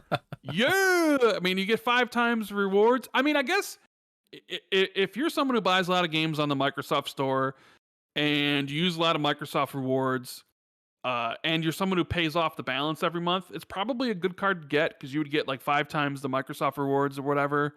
Or you have a Netflix subscription, I think you get 3 times and all that sort of stuff. As long as you pay off the balance, because the APR on that card is, it's pretty damn high.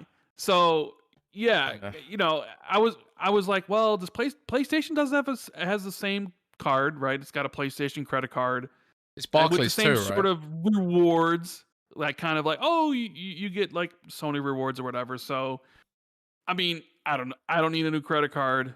I don't really use Microsoft rewards very much. I just... It's not Microsoft rewards, it's separate. Well, whatever things they're offering, But yeah, that was something. I wasn't expecting a credit card announcement, like Xbox credit card. Let me get it. I need to get it because I'm such a fanboy, and I can get it and get my gamer tag engraved on the card. That's kind of cool. 419. You don't want your gamer tag. You don't want your gamer tag on your card, bro. Whatever. Yeah. So there's the Xbox credit card. Anybody in chat gonna get this Xbox credit card? Let me know. But let's move on to the Patreon questions. Oh shit! Is that shit? Oh damn! I mean, we've been going hard, bro. I didn't realize. Bro, we always go hard on Xbox too. Hope you guys enjoyed the show. If you did, make sure you hit the like button. Please subscribe if you're new. And yeah, let's consider checking out the Patreon. We're gonna have a lot of cool stuff. I think me and Jez maybe have decided we're gonna do 2 Xbox 2+1s a month, possibly. Yeah, I mean, I think the plan was that we'll just, if we get the guests, we'll be more flexible on it. I think, but that's a big if we get the guests, I guess. Yeah, it's also I would love to do more, but it's just like Jez doesn't have a lot of time for stuff. I was like, we could do two guests a month plus an Xbox Ultimate, and Jez like, I don't know if I have the time. But he'd have the time if there was more Patreons, that's for sure.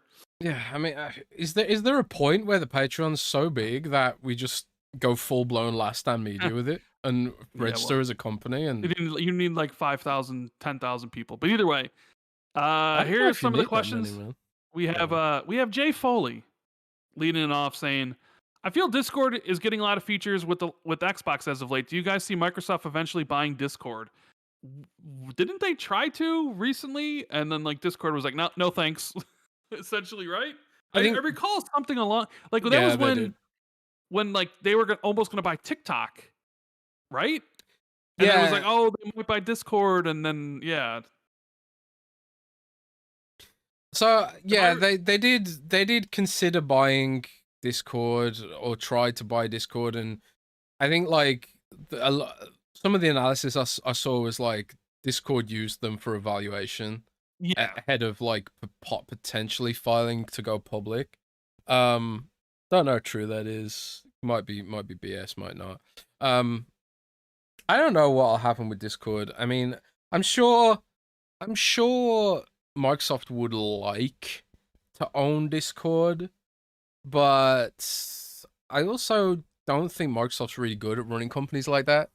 They ran Skype into the ground, and if they own Discord, I'd be sort of concerned about that. Like, they grew Microsoft Teams pretty big in business, right? But arguably, they only managed to do that because it was bundled for free with Office 365. Something the European Union is going to force them to stop doing, by the way. mm, Because Slack issued a formal complaint by the European Union that Microsoft anti-competitively hurt their business by bundling Microsoft Teams for free. And my argument against that would be, well, isn't that better for consumers if there's a free option out there? But Slack's argument was, hey, they're killing our business. Do something about it. But yeah, I don't know. I will see what happens with Discord. It's interesting. They might fall to go public. They might end up part of another tech company. But you know, regulators are watch really, Tencent buy them. yeah, maybe. Can you imagine if they did? I wonder if the U.S. government would allow Tencent to buy Discord. You know, either way, I mean, like Microsoft, Xbox, and Discord really have a nice partnership. You have the audio chat where you can Mm, bring it up in your party chats and see which Discord's voice servers you can join. Now you can actually stream your gameplay to your Discord server. yeah. So they're doing a lot of cool things there. Silas, he says it's Xbox 2 roleplay time.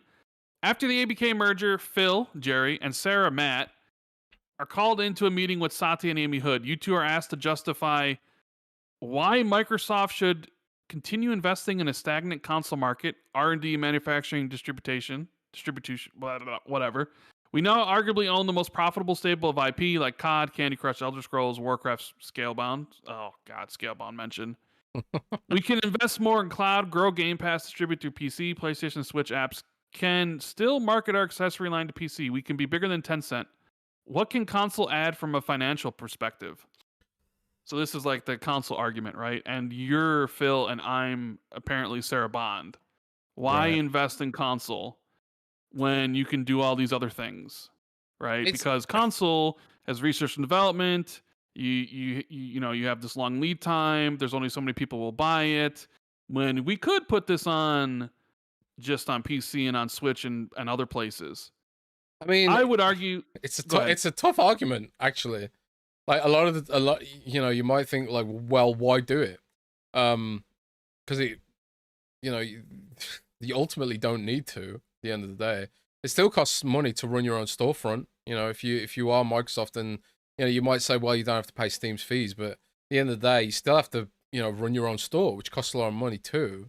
So yeah, it's tough. I suppose the main reason to keep pushing console is because if you don't, you're gonna really hurt your, you know, the people who have faith in your brand.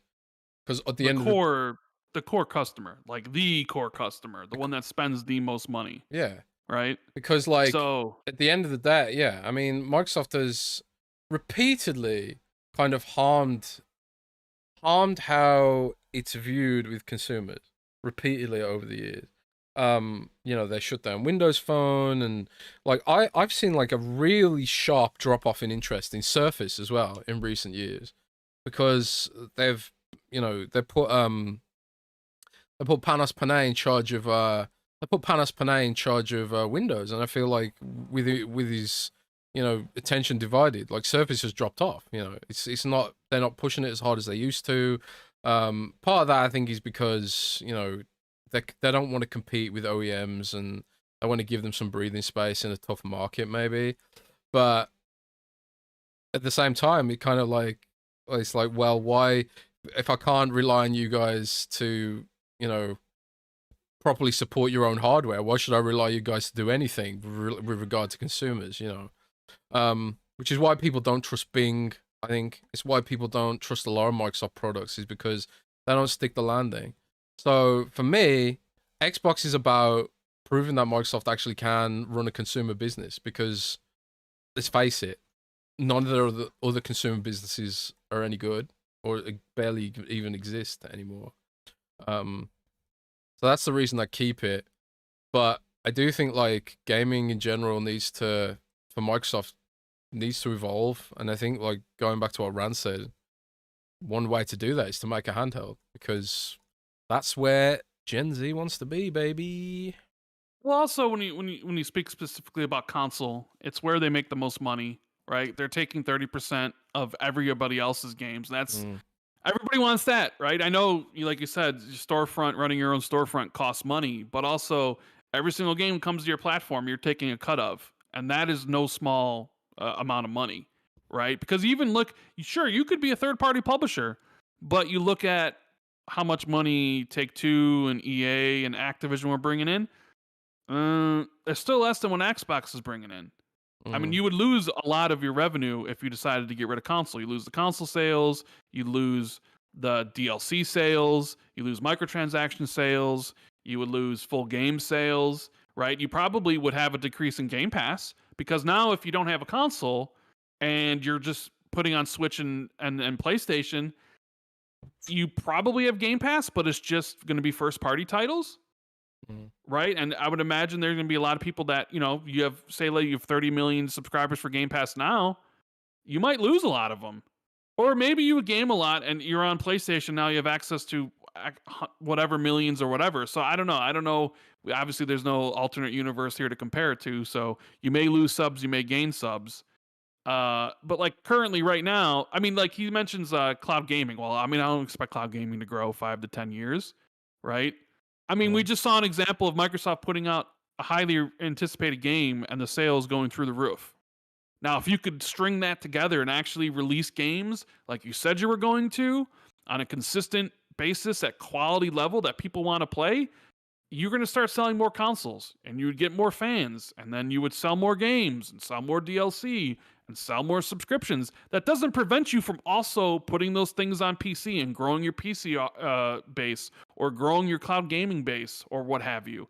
These all things can all function at the same time, but it's sometimes the way Xbox talks about it, it's like, well, no, we can only focus on one thing at a time. Like, consoles here, everything else is here. It's like, no, everything can grow.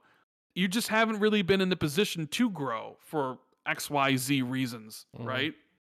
So, no, consoles like essentially the linchpin to their business. Now, will it always be the linchpin of their business 15 years from now? I don't know. Maybe not.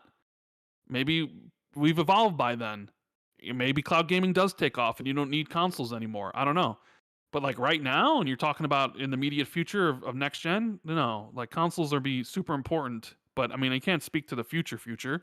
I mean, this isn't really any different. Like back when the 360 and PS3 gen was ending, and all the analysts, even like Michael Pachter, was saying, "Oh, consoles are dead. It's going to be mobile phones." And what happened? Consoles weren't dead. Consoles still haven't died, even 2 generations after the 360. Every gen, someone always calls for the death of consoles, and it never happens. So we'll see. Trickstar for Trey says, "Hey guys, thanks for the great show. Because I'm at work, I'm unable to catch it live, so I'll be listening on Saturday or Sunday. Just want to say, I keep seeing articles about Halo needs to kill or move on from Master Chief. If they kill him, I'm done with Halo. Let him retire or something. I don't know, just how I feel. Thoughts?" They can't kill off Master Chief. Yeah, it's not that kind of franchise. Like it's not HBO show where I mean, everyone can die. yeah, I could see them moving away from Master Chief, right? We saw Halo 3 ODST where Master Chief wasn't involved, or even some of the Halo like mobile games like Spartan Strike that didn't involve Master Chief. So you don't necessarily need a Halo game to involve Master Chief, but yeah, like a game where they kill him, it would be bold. I would say it'd be bold, but I don't know if that would pay off. No, it wouldn't pay off. I think like Probably not. if they ever get to a point where the franchise is in a place where the saga's grown to a point where you could have Master Chief not retire maybe, but move on, or he's grown and he's older or something. I don't really know. I don't really understand like do Spartans even age? I don't really know the lore around that. But I think killing him off is like that'd be. I don't think people would take not kindly to that shit personally. Yeah, I don't expect that to happen. Ryan Kibble says, "Hey guys, thank you for the great show. Any fun weekend plans? Not really. Gonna play some more Crew Motorfest, play some Starfield, get into some Solar Ash. Maybe watch the new Wheel of Time episode. Maybe watch a movie. I know Jez is probably gonna be busy packing for his trip on Monday. Yes, I will be. Yes, I'm trying to kill Baltius in Armored Core right now, and I'm about to do it. Yes, fucking yes. Sorry. What? Did you beat him? Or is that someone you couldn't beat? Oh man, this is really quite tough. Like it took me about 4 tries, but Is that streaming live, or is this you just had it like? I know I was just playing it. I'm not streaming it anywhere. I'll record the clip and put it on Twitter. But that boss I couldn't kill in the preview event from before the summer. So I went to the preview event for Armored Core, and I couldn't kill this boss. Like nobody in the event could kill this boss, and a lot of people couldn't even get to the boss. I do think they might have nerfed her since that preview, but that was just cool, man. Oh. See now like I'm feeling. You feeling Armored Core, right? Like that's felt so good, man. Holy shit! And it's so stylish to finish her off. Okay. Billy the Brewer. He says, "Shout out to the awesome Xbox 2 Discord channel. We had a discussion this week about if review scores are affected by reviewers being biased towards a certain gaming platform, and exclusivity from their platform of choice affecting their views of a game. Is there merit to this idea? And if so, what do you think could be done to add more objectivity into games media reviews?" Man, it's kind of tough because how do you really make something fully objective in anything to do with journalism? Like, because there are things you don't even realize are coming into play when you're trying to review something. Like some of it, there's like a little bits of nostalgia in there, and it's also like, what's the author's intent? Like, are they being an art critic, or are they writing, because they want to be a good writer, or do they want to tell someone, is this game worth their money? Some people write for the devs, and frame things as feedback, and everyone does things differently. There's no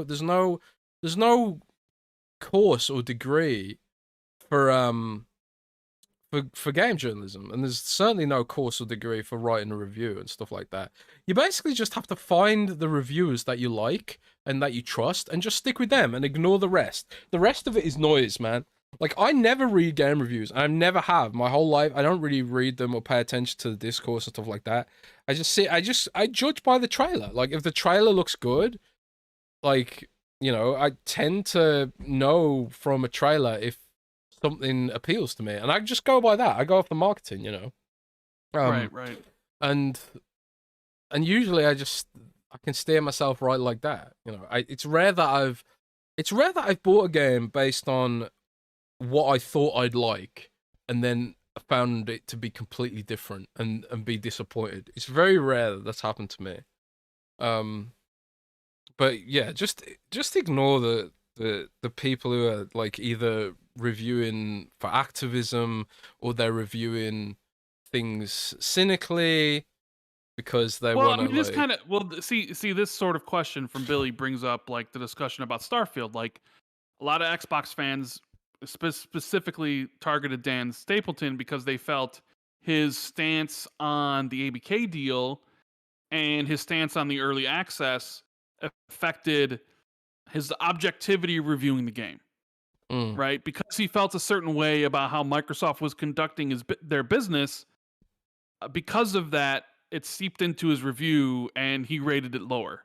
And the only one who could answer that question would be Dan himself. Like, when I review a game, I'm not thinking about the platform. Like I didn't really review Final Fantasy 16, but when I played Final Fantasy 16, at no point was I thinking this game's a 9.5, but because it's not on Xbox and Sony bought the exclusivity, it's an 8. You know what I mean?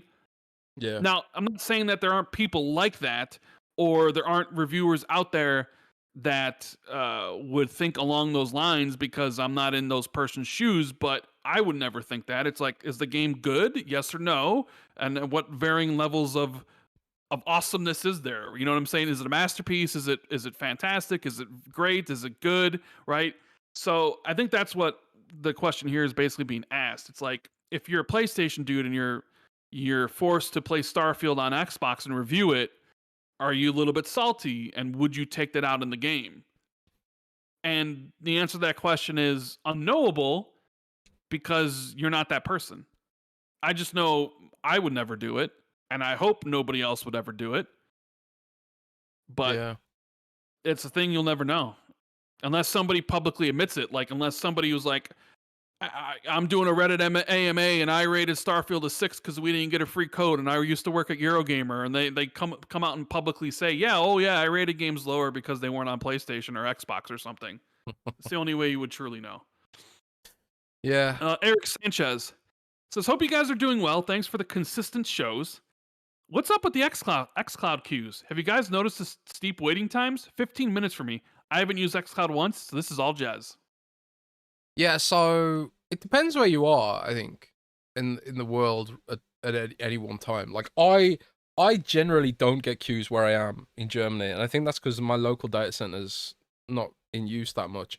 But I did start getting queues a lot when I was in England, and I guess that's because my data center has got a lot of demand attached to it.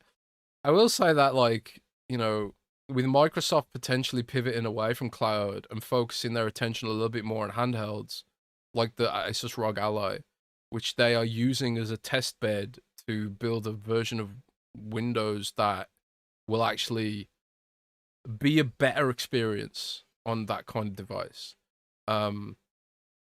If that's where they're putting their engineering hours right now, then I would assume that xCloud potentially isn't as high as a priority as it used to be. That could be off base, and it could be the case that they're still the issue silicon. They want to grow the servers, but they haven't had enough silicon to do that yet, or something like that. It's hard to say, but it's definitely the case that people have been experiencing more queues recently, and I have talked to people at Microsoft about it, and it really does depend on, what the server load is and what the chip availability is, I suppose. I don't think they're going to give up in cloud entirely, but I think increasingly they might look to services like Nvidia, because at the end of the day, Nvidia can they can print their own chips, So it might be more cost effective for Microsoft in the future to just be like, you know what, screw it. Let's go all in with Nvidia for cloud, and they can deal with it. We'll focus our attention elsewhere, because you can get all of your Game Pass content through Nvidia GeForce Now on high-end gaming PCs as well if you subscribe, which is really, really cool, by the way. And it works really well. GeForce Now, it is the best cloud platform, but that's not a lot of consolation if you're an Xbox Game Pass Ultimate subscriber, I guess. Yeah, I don't know. I don't know what's up with the queues, but yeah. We'll just have to wait and see. Maybe they go away if the ABK deal's done. I don't know. Who knows? Not Skywalker says, any bold predictions for the Tokyo Game Show? Is it too early for Final Fantasy news? Do we think Xbox has... Hold on, I gotta sneeze. Ugh, damn. Bless you. Okay.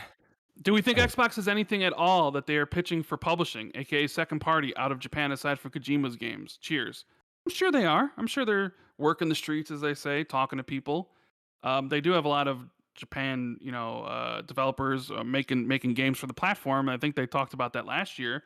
But I Mm. don't really have any bold predictions because it's like, yeah, okay, could Final Fantasy VII Remake be there? Maybe. Do I think so? Probably not. It seems too early for that announcement. Mm.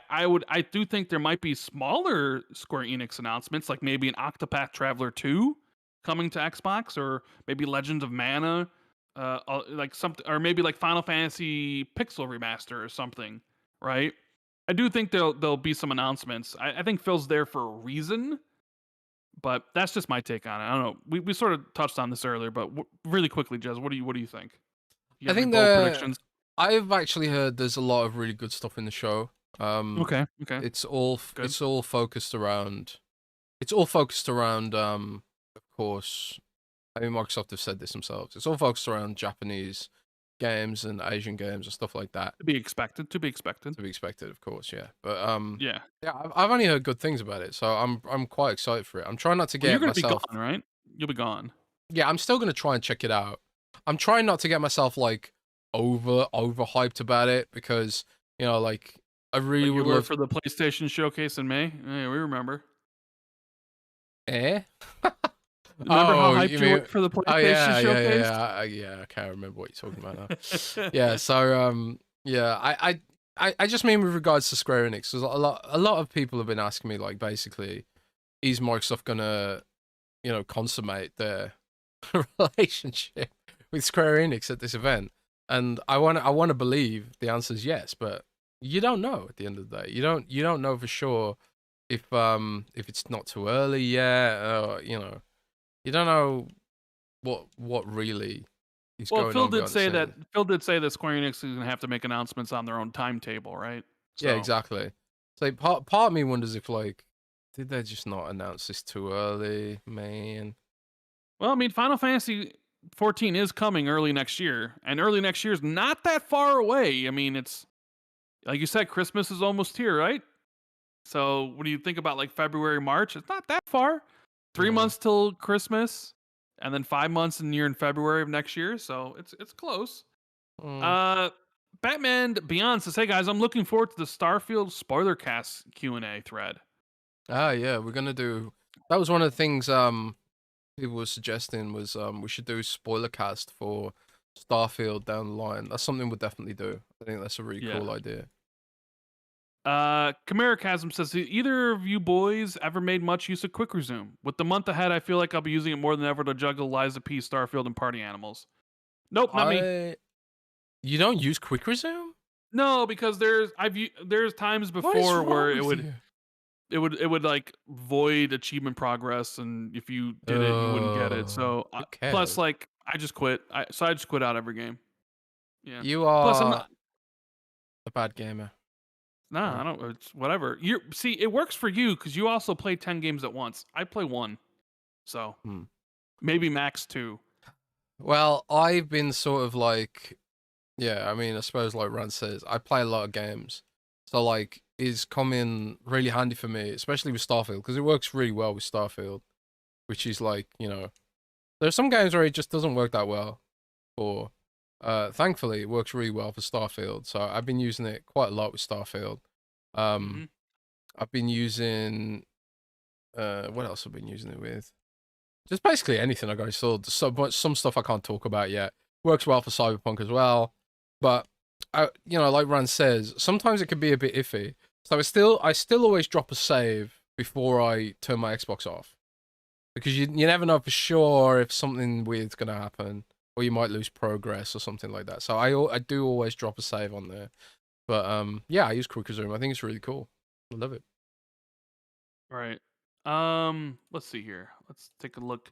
If you guys are enjoying the show, make sure you hit the like button and subscribe. We have Raj saying, with the PlayStation State of Play focusing on indies, VR2, and third party, how concerned should PS fans be about Sony first party output?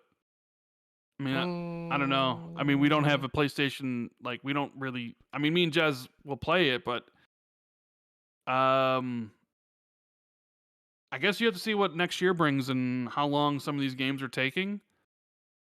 Before you get a. I mean, yeah, just looking at it right now, like two of their games, we mentioned Stellar Blade and Helldivers were supposed to be this year, and they got delayed to next year.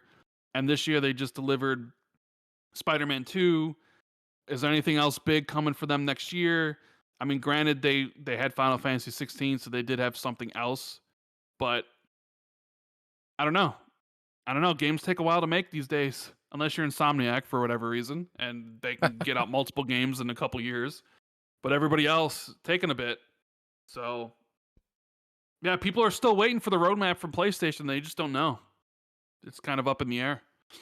09C Mind says, hey guys, hope you're both doing well. Have you guys checked out Video Game Donkey's video about IGN reviews? I think it's hilarious and shows just how much they vary their scores between games and that most of the reviewers clearly have no interest in the games they're actually playing half the time. I have not. haven't. Does he bash IGN? I thought it was. No, I don't. No, I don't think so. I think he just no.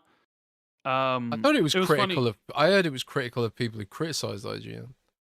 I haven't watched his newest video. I watched the one Colt was in his last one. Oh really? About Starfield. Yeah, where he like showed like the Colt had a thing in his video about how under certain lighting, like the characters' faces and could look really good, and then like you know the bug out, like, right? But Colt Yeah. meant like the main characters, not necessarily the side, regular NPCs. Yeah, I hate when YouTubers take things out of context because like no one care. You can't respond. People did that a lot to me when Cyberpunk was getting hammered last year. Like they cherry picked comments I'd made about Cyberpunk being good, and then ignored the bit where I've been like, but and stuff like that, and it's just really irritating. Like YouTubers with massive platforms, they have like nobody checking their stuff, nobody. Well, he checking didn't. if He there's didn't. He BS didn't and like stuff show like his that. name or whatever. It was just Colt's voice from his video. So I was like, oh man, Colt made it to the big time. He's in a donkey video. Deverka says, with all this Unity engine changes, it's crossed my mind. Would it not be in Xbox's best interest to potentially open up one of their in-house engines for general developer use? They could make its usage free for Xbox and Windows Store deployment, but charge for other platforms. On the top of my head, they own id Creation Engine and soon own whatever ABK uses for their COD games. I mean, the COD games. I thought the COD games run on some modified Quake engine, right? Yeah. They run on the id No? engine, but isn't id the Quake engine? I mean, I know they redid the engine for Modern Warfare, like the reboot, but I'm pretty sure they always ran on the Quake engine. They probably still run on the Quake engine, a modified version of it. But isn't this Quake goes to, the id engine? I don't think so. No, I don't know. Maybe it is. I don't know. I don't know if you load up COD. I don't think it says id engine. No, it doesn't. But I don't know. Well, back to the question: should they package one of their engines? Like, one of the interesting things about DX, DirectX, the DirectX team, and the id team is that like they have so much in common DNA because a lot of the developers that worked on DirectX worked on id back in the day when it was sort of at the forefront of cutting edge engine development back in the day, and stuff like that. With John Carmack and stuff like that. It's really funny actually because John Carmack was at QuakeCon this year for the first time in a million years. So I think I think game engine really is the missing piece in GameStack. If Microsoft's mission is to empower others to do more, as they say, shouldn't you have an engine? You probably should, right? Yeah. I think like Microsoft buying Unity would be a far smarter play than buying Discord or something like that. Like, for all its jank, supposed jank, like, Unity is still, like, this really great engine that has this sort of unique capability to extend to multiple platforms on a single code base, Like, I've dabbled with Unity. I did a course very briefly. Wasn't very good at it. But one thing I was really impressed with was that the shitty games that I did make, I made a game with Rand's head bouncing around the screen, for example. I was just so impressed how you could just compile it straight to Xbox, to UWP, to mobile, to whatever you want, And obviously, yeah, my game was very, very simple. I suppose if I was doing something more complicated, it wouldn't be that simple, but it was quite impressive. And like engines like Godot or whatever, they don't really have that kind of capability built in. So that's why a lot of devs use it. I think that'd be perfect for Microsoft with their cross-platform aspirations.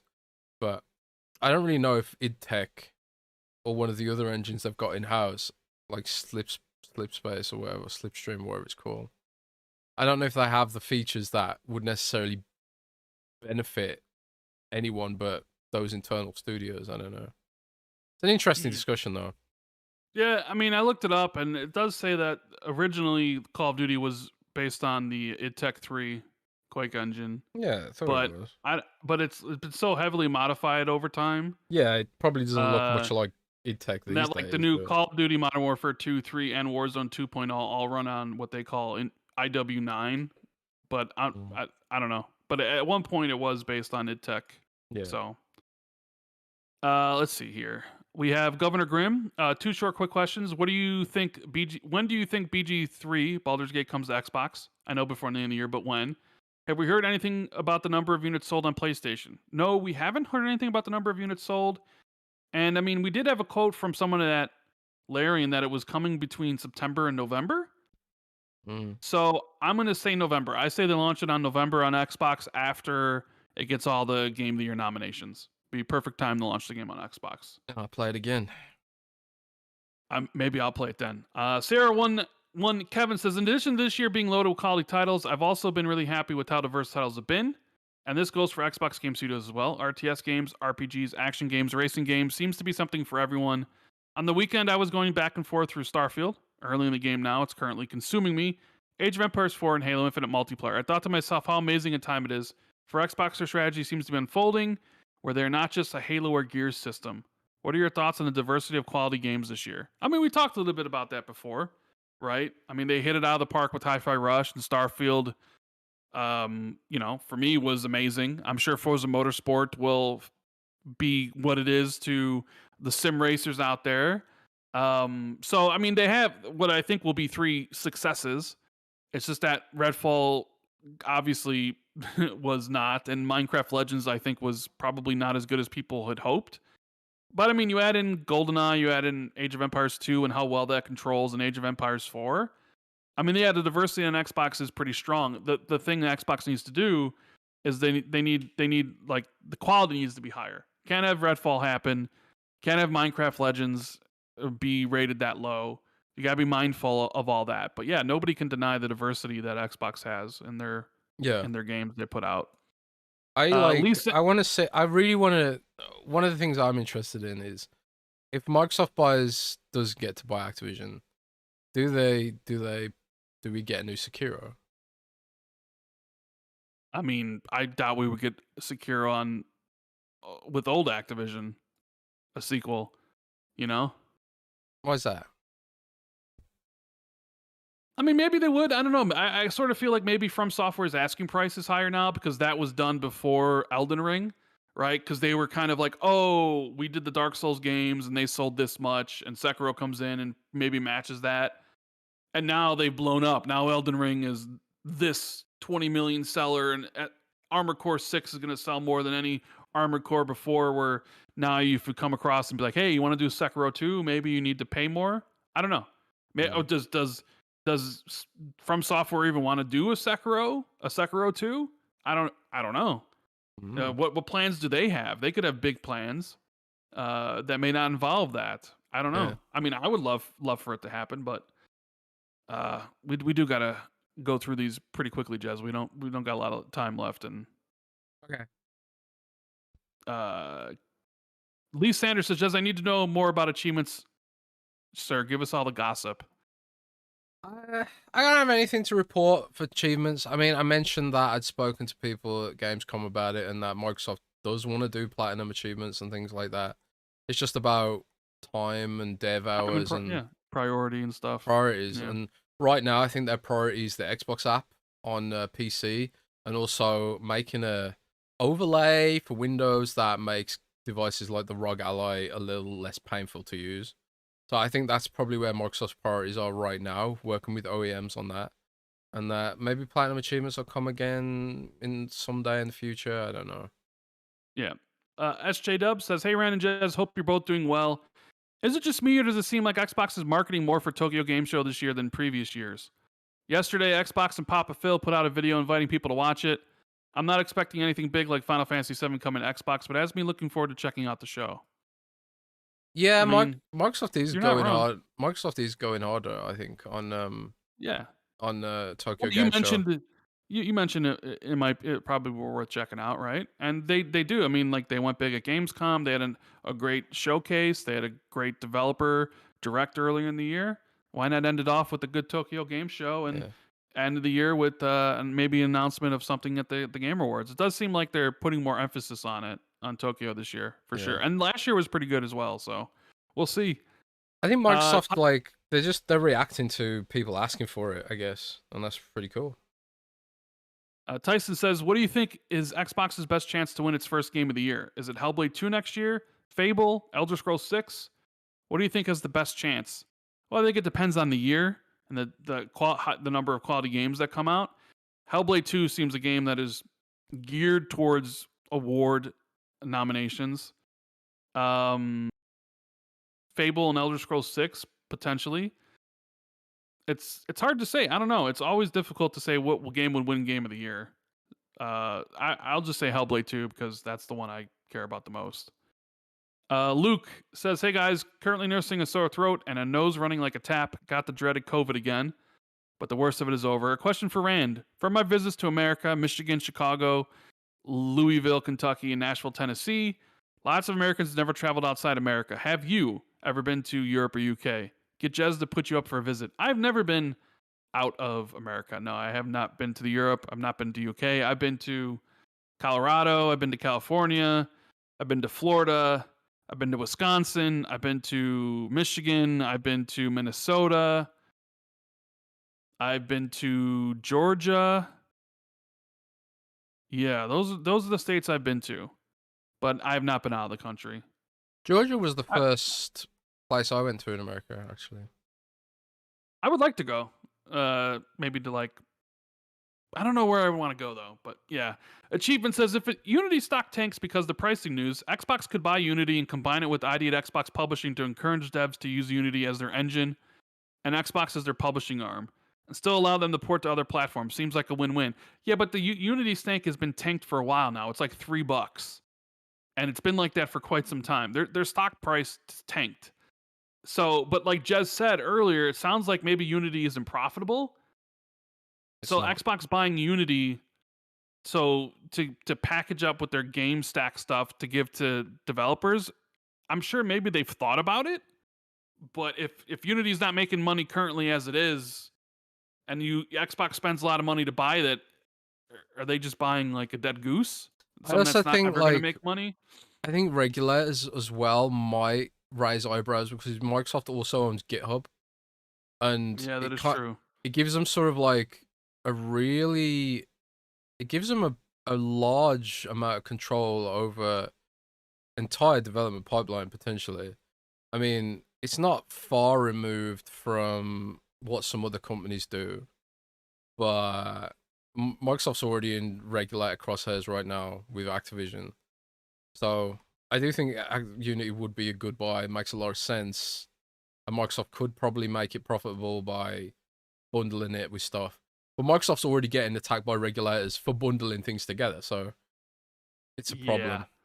Yeah. Omen says, "Hi all. Do you think Bethesda might take to heart some of the criticisms in Starfield for Elder Scrolls 6? Do you think maybe they'll start using mocap for animations, for example?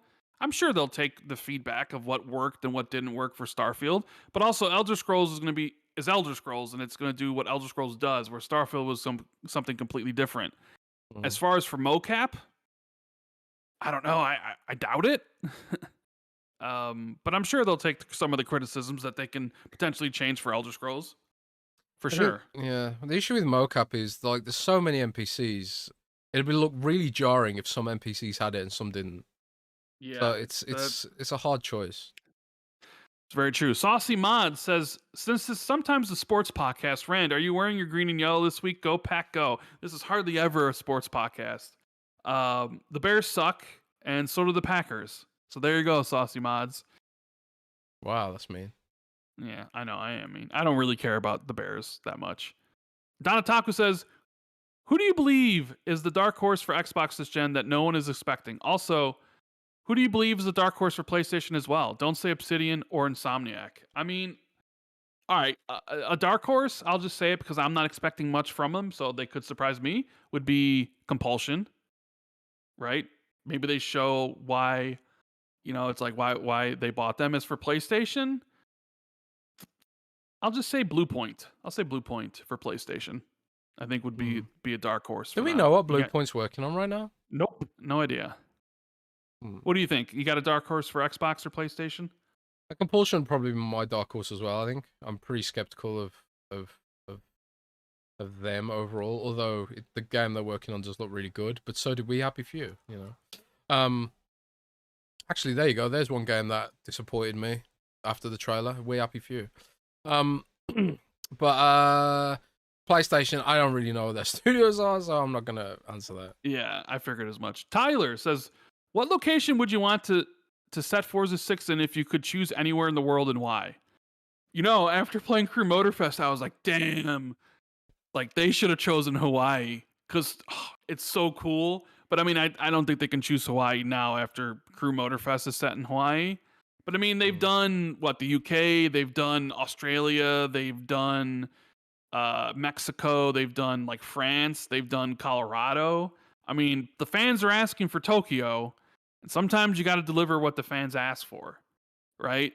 So you might as well deliver a Forza in Japan or in, Asia. But man, Hawaii would have, like, playing Crew. I'm just like, dude, this is such a Forza Motorsport location, and the Crew did it first. Yeah. Kraken 56 says, "Hey guys, I feel like I'm seeing a pattern for acquisitions of publishers for Xbox. They bought Bethesda after they were coming off Fallout 76 and Youngblood Disasters due to falling into a limbo between single player and multiplayer because the business success was geared toward multiplayer. They sold exclusive to Sony and almost Starfield while their founder was unfortunately deathly ill. Then ABK with Kotick being a scumbag and shares dropping to an all-time low, with Activision only being a COD machine and coming with Blizzard and King. I don't think it'll happen, but I can see a case for a Square Enix being next. It fills the Japanese hole for Xbox, and they can keep them multi-platform. With recent reports showing them struggling a lot, this follows the current precedent for an Xbox publisher acquisition. They don't seem to go after the flourishing publishers, which makes sense. It will probably be Sega, but Square Enix looks more possible than ever after their performance recently." This is some interesting analysis. Yeah, I mean, I personally would like Square Enix because I'm a Final Fantasy fan. I like the classic games Square Enix make and that kind of stuff, and I would like to see it happen. It feels like it'd be a dream, and like you say, it would fill that void. But then again, it's kind of like what some investors think. Like, is Square Enix capable of delivering the kind of games that really blow up outside of that really dedicated Final Fantasy niche? And it has become niche over the years, to some degree. I don't know. The acquisitions aren't going to stop, basically. We'll see where it goes. They're not going to stop. They're not going to stop. But I mean, I guess anything's possible.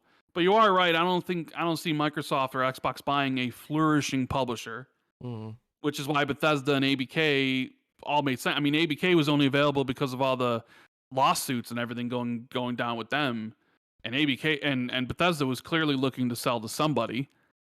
So it's just a matter of who on maybe the Japanese Asian side of it is doing the same. Like, Capcom's stronger than ever. Are they looking to sell at this point? Probably not. Sega? I mean, Sega said it was flattering that Xbox had them in their acquisition targets. But they're not looking to sell now. Of course, that's what everybody says until they take that stack of money. And yeah, Square Enix was under Microsoft. They were looking at it, so it's certainly possible. We'll just wait and see how this all how it all plays out. You never know. But that's all the Patreon questions. So thank you guys for supporting us. Patreon.com/XB2. We got we're going to try to deliver a lot of content next month with Maddie. We're trying to get him locked in. We'll work on another guest, and we got the spoiler cast for Starfield for Xbox Ultimate. Yes. Any other cool things, make sure to DM me or Jez like any recommendations or something for new ideas. We're always down for that. Hell yeah. But yeah, thank you guys so much for being here. Love you all. It was a great show. Almost 4 hours again as usual, which I'm always surprised we were able to get to that.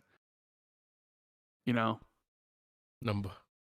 Yeah, get to that Again, length of that. Getting of that so time. tired now, we forgot words and what they mean. Yeah, no, but that's what happens. I get to this point and I'm just like, I'm hungry. I gotta go to the bathroom. It's like time to end the show. You know what I mean?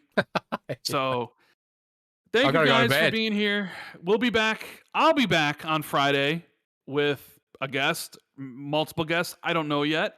Jez will be in Iceland, proposing to his girlfriend, probably coming back as a Mr. and Mrs. Jeremy Corden, right? And we'll see what happens. We'll see when the ABK deal closes. We'll see, I'm sure there's always something happening in the video game industry. So there is. Yeah. With that, hope you guys have a great rest of the weekend. Yeah, keep it gaming, guys. Later. Take care, everybody.